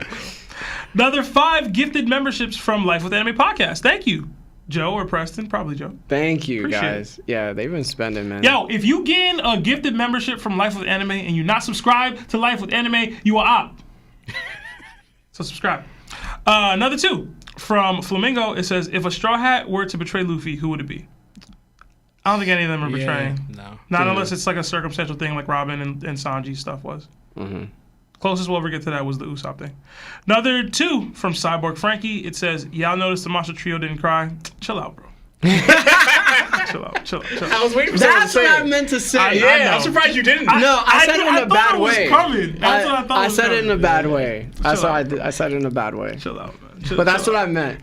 Chill out, bro. Frankie was crying, Cyborg. How about that? Anyway, another 5 from Warv Room. It says, how would you guys feel if Emu was the actual god of the One Piece world? No fruit, no reincarnation, but the actual god was just corrupted somehow. I hate it. No gods, bro. I have to see how it was written before I give a real take on it, but I probably wouldn't like it. There's a mystical sense to One Piece, but it's grounded. I don't want it to be to the point where like there's actual beings here's my thing. that are made out of like just don't do that. If Emu God, what we even doing? You know what I'm saying? If you just God, like, what is any of this, bro? Like, why are you struggling with any of this? Yeah. Like, what are you building up a government in this way for? Yeah, it's just bad. I wouldn't like it. I'm not with that. Be more grounded. All right. We got another 2 from Mr. Bucardo. It says, Wadatan Madame. My patois is terrible if that was patois. Wagwan. Wagwan. Another 2 from Brazilian Volleyballs. It says, who is the absolute dumbest character? Hashtag Larry Chill.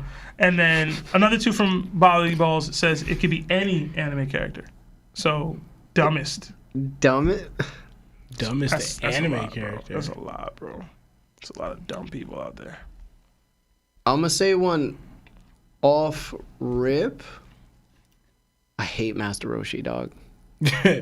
He's not dumb, man. I hate Master Roshi, dog. Like Roshi's not dumb. I think he's dumb, bro. He's not dumb. Actually dumb, like I can't think well enough, and there's like Marin is dumber than him. You know what I'm saying? Is that her name? The blue-haired one? Yeah. Like, she's dumb. Like, she's actually dumb. Yeah, but she was just like a trick. You know what I'm saying? But like, she was dumb, she though. Was thoughtin', bro. Like, she was like, yo, I'm trying to, like, scam people. Hey, man. Just no. It's not Rochi. You have one more? No. I need more time.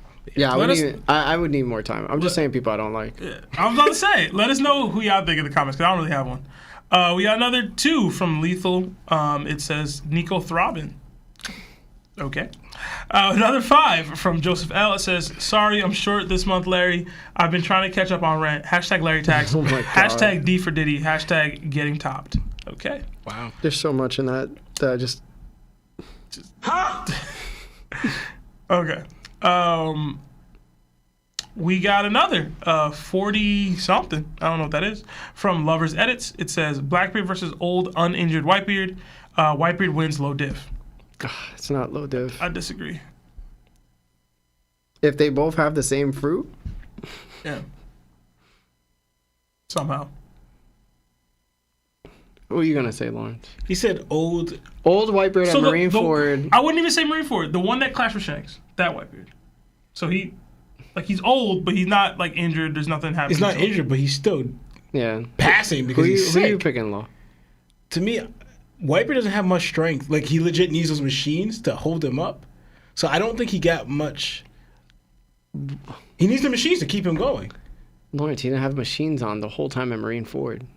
Yeah. He started coughing blood up. No, yeah. No, you don't remember that? Dude, he can die after the fight. Like, we not talking about But I'm saying how he much doing. that's going to weaken him because even. Put it this way. Is Blackbeard beating Whitebeard at Marineford? The one that fought Akainu? Yeah. Alright. Because I he think can't so, even too. use his conquerors. That's why I went with the one that I don't was think how much hockey he because can use. that's also post squad injury. Yeah. Almost all the Whitebeard we saw was post squad injury. So I was trying to go with the one that clashed with Shanks. So there's none of that in there. Yeah. I still got Blackbeard, but y'all knew that was coming regardless. But even that Blackbeard, that Whitebeard was hooked He up was to the hooked up, yeah. machines. Who you got? And who you got? But maybe it goes into Blackbeard's durability. I don't think. I'm gonna go Whitebeard. I'm gonna go Whitebeard. I'm going Blackbeard. And that one, it's not the Gura per se, it's the darkness. Wait, is Blackbeard now against that? Yeah. Oh. Yeah, we gave him, he has both Devil Fruits. Like, it's Blackbeard I'm versus... thinking Blackbeard back then. No, Blackbeard now. Blackbeard back then? That's a different conversation. Yeah, He all right. probably Blackbeard loses. now. I got Blackbeard. All right, we got another Nakama who joined the crew, Zajen. So welcome, and enjoy all the emojis that come with being a Nakama. We got another Nakama in Teabag. Same thing. Enjoy the emojis. Another 5 from Scott. It says a little late, but Larry was right 2 episodes ago, and it'll take a step further. Fisher Tiger should have had Conquerors. Hey, that's been something we talked about before. We got another 10 from Kirby. It says, "Hey BBL boys, question: Will Robin sacrifice herself for Saul No. and the Straw Hat sounds crazy, but Oda cooking some trauma. Her last words will be, I want you guys to live with heartbreaking. Yeah, I need to stop wanting worse things to happen to people. Hashtag Marv of Oz. Hashtag Marv of Twin Oz is Trouble. a good one. All right. I'm down for Saul to die again. Robin not sacrificing her life. That would Robin, be, not, right? Robin sacrificing herself for Saul would erase everything I just said about the chapter. I'm not even playing. I'd put a hole in my TV screen, bro. In my computer screen. We got another 5 Canadian from Ahmed Ali. It says, losing my super chat virginity. My boy doesn't like Robin. I'll never understand the hate. This chapter had me crying, yo, with crying emoji, getting topped off, helping me through. Glad we can help, I guess. Virginity and saying helping me out is just crazy. Wow, bro. Yeah, super chat. It's just a lot, bro. Yeah, bro. But thank you. Yeah, for thank your you, first bro. super chat. Yeah, bro. And your boy is absolutely insane, and you should slap him. I can't. I think we called this one out already, right? Mm-hmm. All right, another 2 from Roy Stokes. It says, all right, that's going to be it, y'all. The GOATs. Thank you, Roy. Thank you, Roy. Thank you for everything. You've done enough. Believe me. Another 2 from Jay Darude. It says, Usopp needs the plot fruit. They already got that, technically. Another 2 from Girthquake. It says, guys, give Larry his tax. If you stop, he's gonna ... Another 5 from Ravenstorm. Obligatory Larry tax. Also, been loving the content since Roof Piece. Keep up the amazing content. That's when we started, right? Yeah, that's Roof when we Piece? started, yeah. Another 5 from Milkman Lawrence. Hey, guys. Larry is gonna sell me to the world government if you don't stop paying his taxes. Don't read that, bro. I'm obligated to read every super chat. Another 2 from More Images Officials. It says Larry tax, hashtag Larry got D takes, hashtag BBC, hashtag like the stream. Another 2, thick Latina girlfriend. Keep taxing Larry. Someone's got to buy me dinner. No, stop. Another 5. Are you actually a girl? Like, is this true, or is this like a guy trying to pretend? Who knows, bro? Another 5 from ZC Inc. It says. You need to be more of a lady, okay? You're walling out. Hashtag Larry Tax. Hashtag y'all gave me fire top today. Okay. Oh my God. Bro. Now the 2 from Joe Gallegos. It says Shiki has no feet. He has swords there now. That's funny. Another 2 from Martin Luther Jinbei. It says who taxes harder? The world government or Larry? Hashtag it's Larry. Jeez, bro. You should have said anything. Martin Luther Jinbei is wild. That is so funny. I've seen Martin Luther Tiger or Fisher Luther King before. Although I think he's more Malcolm. Yeah. But whatever. Oh my gosh. We got another 5 from COD Casualty. It says, met Larry in person once, and when I ain't have money for him to tax me, he broke both my kneecaps with a baseball bat. Never meet your heroes, y'all. Jesus. Savage. That's how you moving, bro? You need to stop, bro. You guys gotta realize that there's people that don't watch the show, and it's their first time listening, so they're gonna think this is real. All right, stop, bro. We got another 2. It says Emu from Flamingo. It says Emu is Panda Man, and add this to my Larry tax. Oh my goodness. Another 8 months from Kruger. Brett. It says at Yonko status. It says, yo, what do you guys think about One Piece episode post fan letter? The One Piece episode post fan letter. I don't think any of us watched it. No, I didn't watch it. Yeah, I didn't watch it. We just watched the fan letter. That was it. Yeah. I've seen some random clips of them like going to Fishman Island on IG, but I haven't watched it, so I can't comment, bro. My bad, Brett.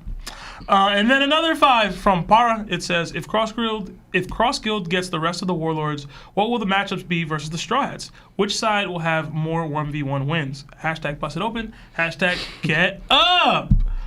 That's an interesting one. I think we got one earlier, actually, with Sanji and Dofi potentially. But I'd rather have the Sanji versus Crocodile thing, just for the Mr. Prince payoff. But like, I don't think based off what I know from Croc, he can't. Sanji would whoop Crocodile so bad it wouldn't even be fair. That's assuming Croc didn't get a bump though. He might have got a bump. It don't matter. Yeah, It don't matter, dude. He would need the craziest. He bump. turned the boy into glass. Yo, word. Matchups, I don't know, man.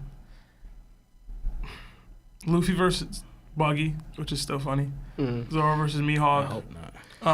I'm trying to think who Jinbei would fight here. It's a loaded question, bro. It's a lot.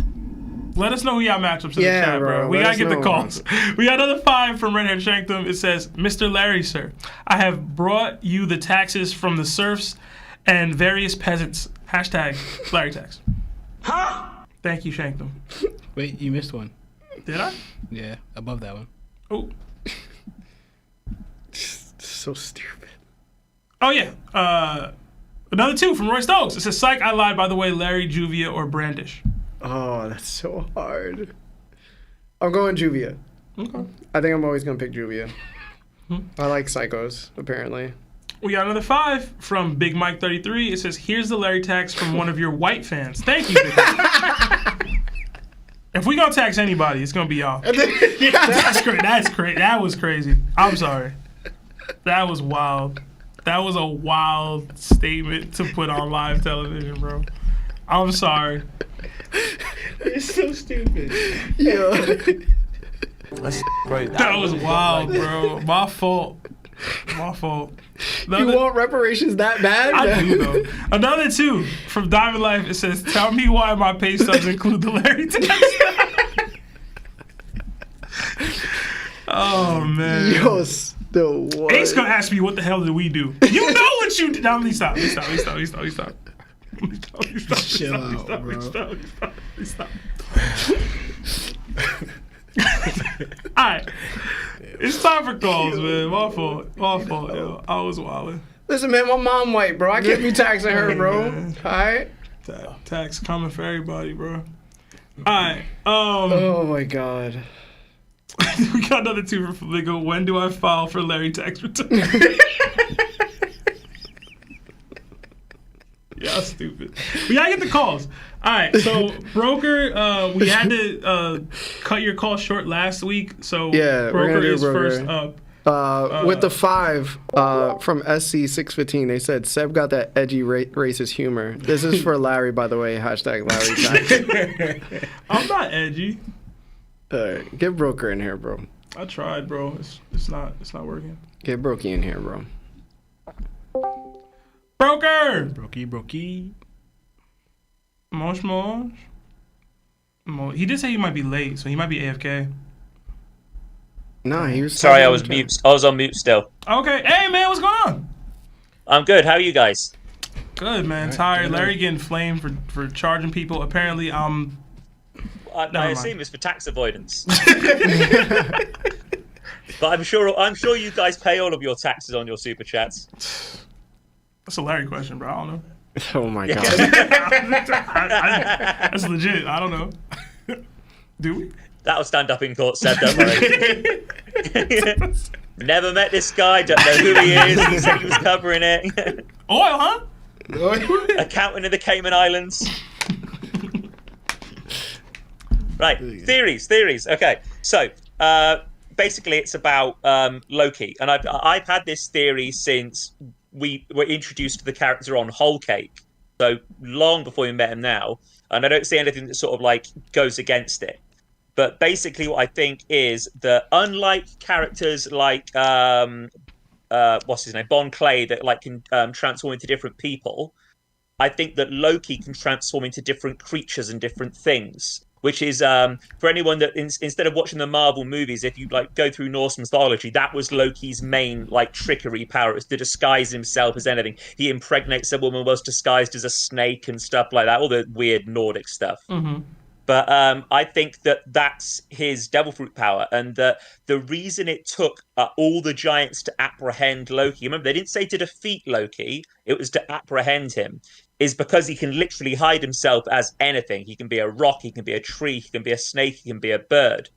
And the reason he believes he is the sun god is because, as Oda's mentioned in an SBS a long time ago, any Zoan creature that exists, the creature that it's based on used to exist at some point in One Piece history. So phoenixes used to exist, dragons used to exist, dinosaurs used to exist, etc. So because Luffy has the Nika fruit, that means Nika, whatever it was, used to exist. And I think that's what Loki's ability is. He can transform into Nika. But because it's only shapeshifting, because it's only skin deep, he doesn't have the drums of liberation because his insides are still the same. So he can do the things that Nika does. Maybe he has some of Nika's abilities to a lesser extent, but he can't use the things that make Nika, if that makes any sense. I like that. I do. Just 'cause it'd be different. It also bleeds into a really cool way that Usopp could be like given like the time to shine at Elbaf. When we see Usopp use observation haki on Dressrosa, it is completely different in the way it's drawn to any other way we see observation haki shown. Up to that point and everything beyond, every time we've had observation haki, it's more been shown of like something you hear. You sense when somebody's presence is near. You can hear their voice, etc., etc. But Usopp can see it. Usopp can literally see people's auras. No other character, I double-checked, no other character in One Piece has ever been shown to see someone's aura when using observation haki. Never. What I would really love is if Usopp has unlocked a form of observation haki that is 100% exclusive to him, that no one else has it, and that we can have a scene later on where it's like all the giants realize that Loki's escaped. They realize that Luffy was lying when he said he wasn't doing anything down there. Loki's now escaped. Probably Luffy set him free, and the giants are losing their stuff because they're having to find him again. If he can be anything. And then you can have characters like saying, oh, don't worry, we have observation, we'll be able to find him. And they can mention, just say out loud, oh, don't worry, we'll be able to hear his presence. And Usopp's like, hear it? You mean see it? Like, you can see people with observation haki.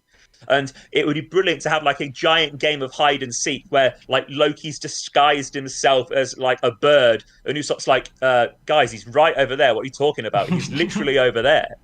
Just like, and Usopp then being the only one on all of Elbaf that can see Loki in his true form when he's hiding. I like it. Mm-hmm. That'd be pretty cool. Actually. I wonder if that'll tie in. It's a power up for Usopp that isn't broken overpowered. It's just really useful. Yeah. I wonder if that'll tie into like why Lola wasn't feeling him, right? Like maybe he was in a different form or something. Like I wonder. Or he tried to Well, trick her using a different form. it would be a really good way of giving Oda some credit with the silhouette, because like maybe the silhouette we see of Loki, maybe that's just what he looks like at the time. Oda just be wilding with them silhouettes. You know. Yeah, I know. I'm just trying to give Oda a hand. You know. No, that's very interesting. Because the way I think it's going. Oh, sorry. Go on. No, go ahead. No, I was going to say, the way I think it's going to expand is that we'll find out that when Luffy was down talking to Loki, that, remember, Loki says, if you set me free, I'll destroy any one pirate crew for you. Mm-hmm. I would love it if we find out that Luffy actually took Loki up on that offer to go after Blackbeard, but the caveat is, like, look, I'll set you free, but you have to take me with you. My crew are safe here. The world government can't chase them. They're guarded by allies. All the giants are allies, and Elbaf is so huge that they could stay here and not be, like, bored or anything. They could stay here happily for months if necessary, and that Luffy actually wants to go with Loki to go after the Blackbeard because of what happened to Ace, etc. And that the reason he hasn't done it up to now is because Luffy knows that if he took his whole crew with him, they would be able to defeat the Blackbeard pirates, but some of them would probably die in the process. The weaker ones would get killed. So that's why he hasn't done it up to now, because anyone that says, like, oh, Luffy's forgotten about what happened to Ace, he's forgiven Blackbeard, blah, blah, blah, those crazy people, just because Luffy hasn't spoken about it up to now does not mean he's forgiven him at all. I have pushback in regards to Luffy being concerned that his crew would not be able to deal with them. But other than that, I don't mind. I don't have an issue with it. If you had a 10v10 now with the Blackbeard Pirates versus the Straw Hat Pirates, apart from the Monster Quadro and maybe Frankie, the rest are getting killed. But that's the point. Getting one shot. But Brogan, that's the point of this. That's what I said. Yeah, no, I know. Yeah. But no, I'm saying that's why Luffy wouldn't take them with him. Luffy doesn't want to risk his crew for revenge, for a vendetta. Going after Blackbeard at the moment doesn't get them anywhere closer to the One Piece. It's a massive diversion from their journey. It's going off in a different direction. They're for better or worse, they are following the what's the compass thing called? The log poses. They're following those. But from what we've seen, they are the only crew that seems to actually do this. Luffy wanting to go after Blackbeard, up to now, Luffy has not had the opportunity to do it without risking someone else's life. What y'all think, man? Going back to Loki's ability, it's interesting because it made me think of, for example, you know how we just got word that Luffy's ability is called, like, it's like the most ridiculous out of all the fruits, right? And I think it was Whitebeard is called like the most powerful, right? Something like that, or the strongest. I think it's the most powerful ability. I forgot what they said about it. The strongest Paramecia, yeah. Yeah, and then I forgot what they said about laws. Was it the most wanted because it gives you eternal life? It was the most desired. Yeah, the most desired, right? So I'm thinking with Loki's, with this one, it can mean something like that. I don't know what to call it, the most mysterious, or I'm trying to think of a word of it. But I feel like this would classify, if this is Loki's ability, for what Broker was saying, it could fall into the category the most something out of it. So we'll have 4 or 5 abilities that stand out as of their own category as the most something of whatever. So I thought about that because you being able to shapeshift into not people anything, it's kind of ridiculous, but it's not it's different type of ridiculous. So I was I don't know if it's mysterious because how I know what you mean. I'm trying to think of a word for it, But it's actually very useful because then you could. It's the most practical. There you go. You can describe Loki's as the most practical devil fruit. Right. I would you need extra durability. You turn into a dragon. You need to heal yourself. You turn into a phoenix. Mm-hmm. The thing is though, Loki won't have any hybrid forms. This isn't a Zoan fruit; it's a Paramecia. So unlike the rest of these Zoan users like Kaido and stuff that can go into these hybrid forms, Loki won't be able to do that. All he will be able to do is the animal form of whatever he is. But again, it would explain why it took every giant on Elbaf to apprehend him, because they were literally just running around, because Elbaf's massive. So they're literally just running around Elbaf, grabbing every rock, every tree, every snake, every bird, hoping that it's Loki. That's actually pretty funny.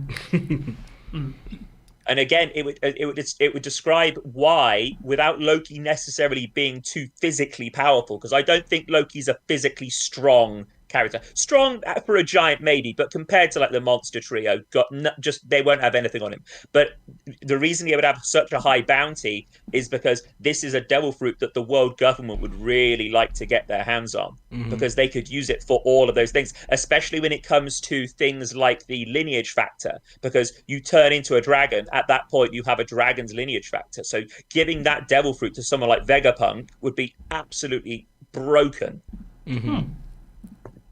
Interesting. But Broker, we're gonna try to get another call in. We appreciate it. Yeah, man. please do. Yeah, go. Happy to have you, bro. Thank you, Broker. Thank you for the theory. All right. That's interesting. Much love, guys. Take good care. Yeah. Yeah, you too, man. Much love. Much love. Bye. See ya. All right. We did get one more. We're not gonna be able to get everybody in, but Kekers, you're up next. Kekers, are you there?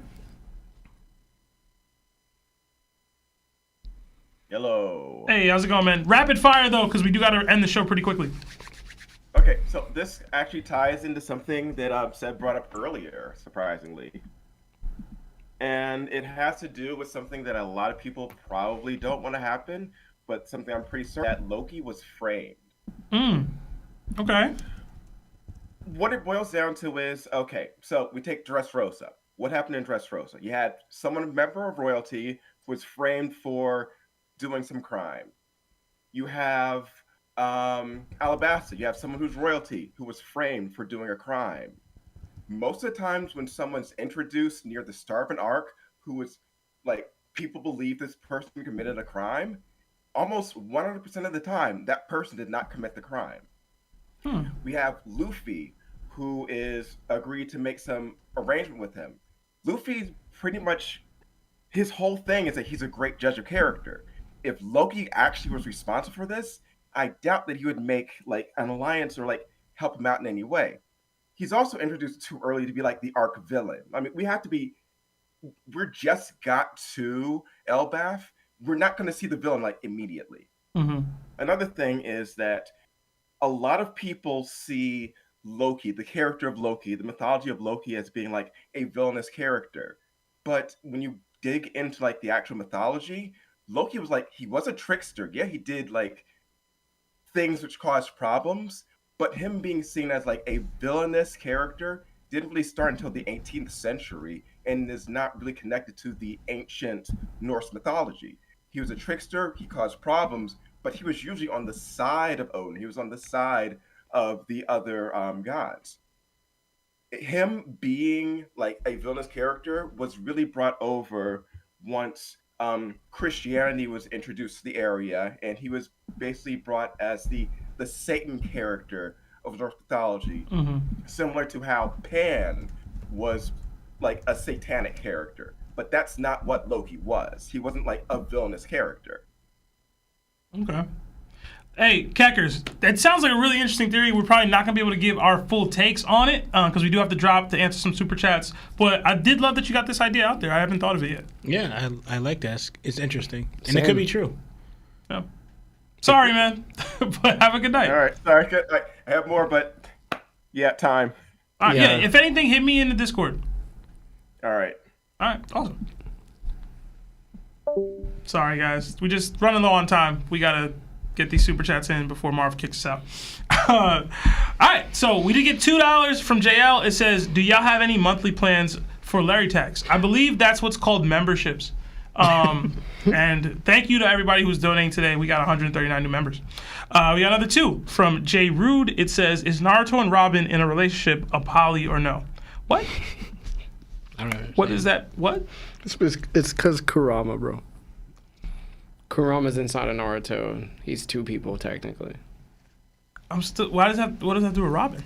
Because if Naruto's in a relationship with her, then that makes 2 people Robin's with, which is poly, not monogamous.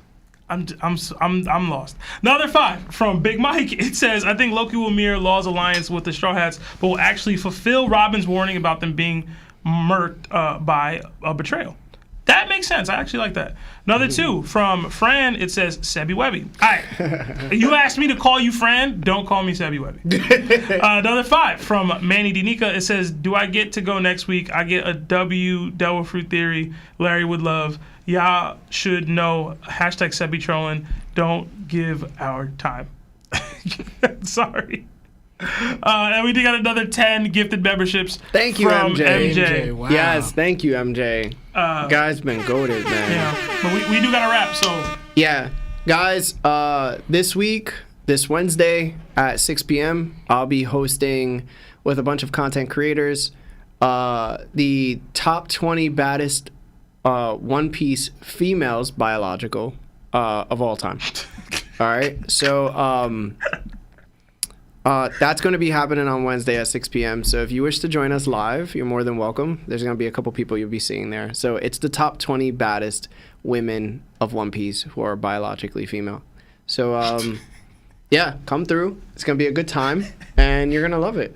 But other than that, thank you for supporting us the way you do. Thank you for all the likes on the video as well. We appreciate you greatly. So with that being said, my name is Larry. Lawrence. Sam! And Lionel. And this is that One Piece Talk. Jana!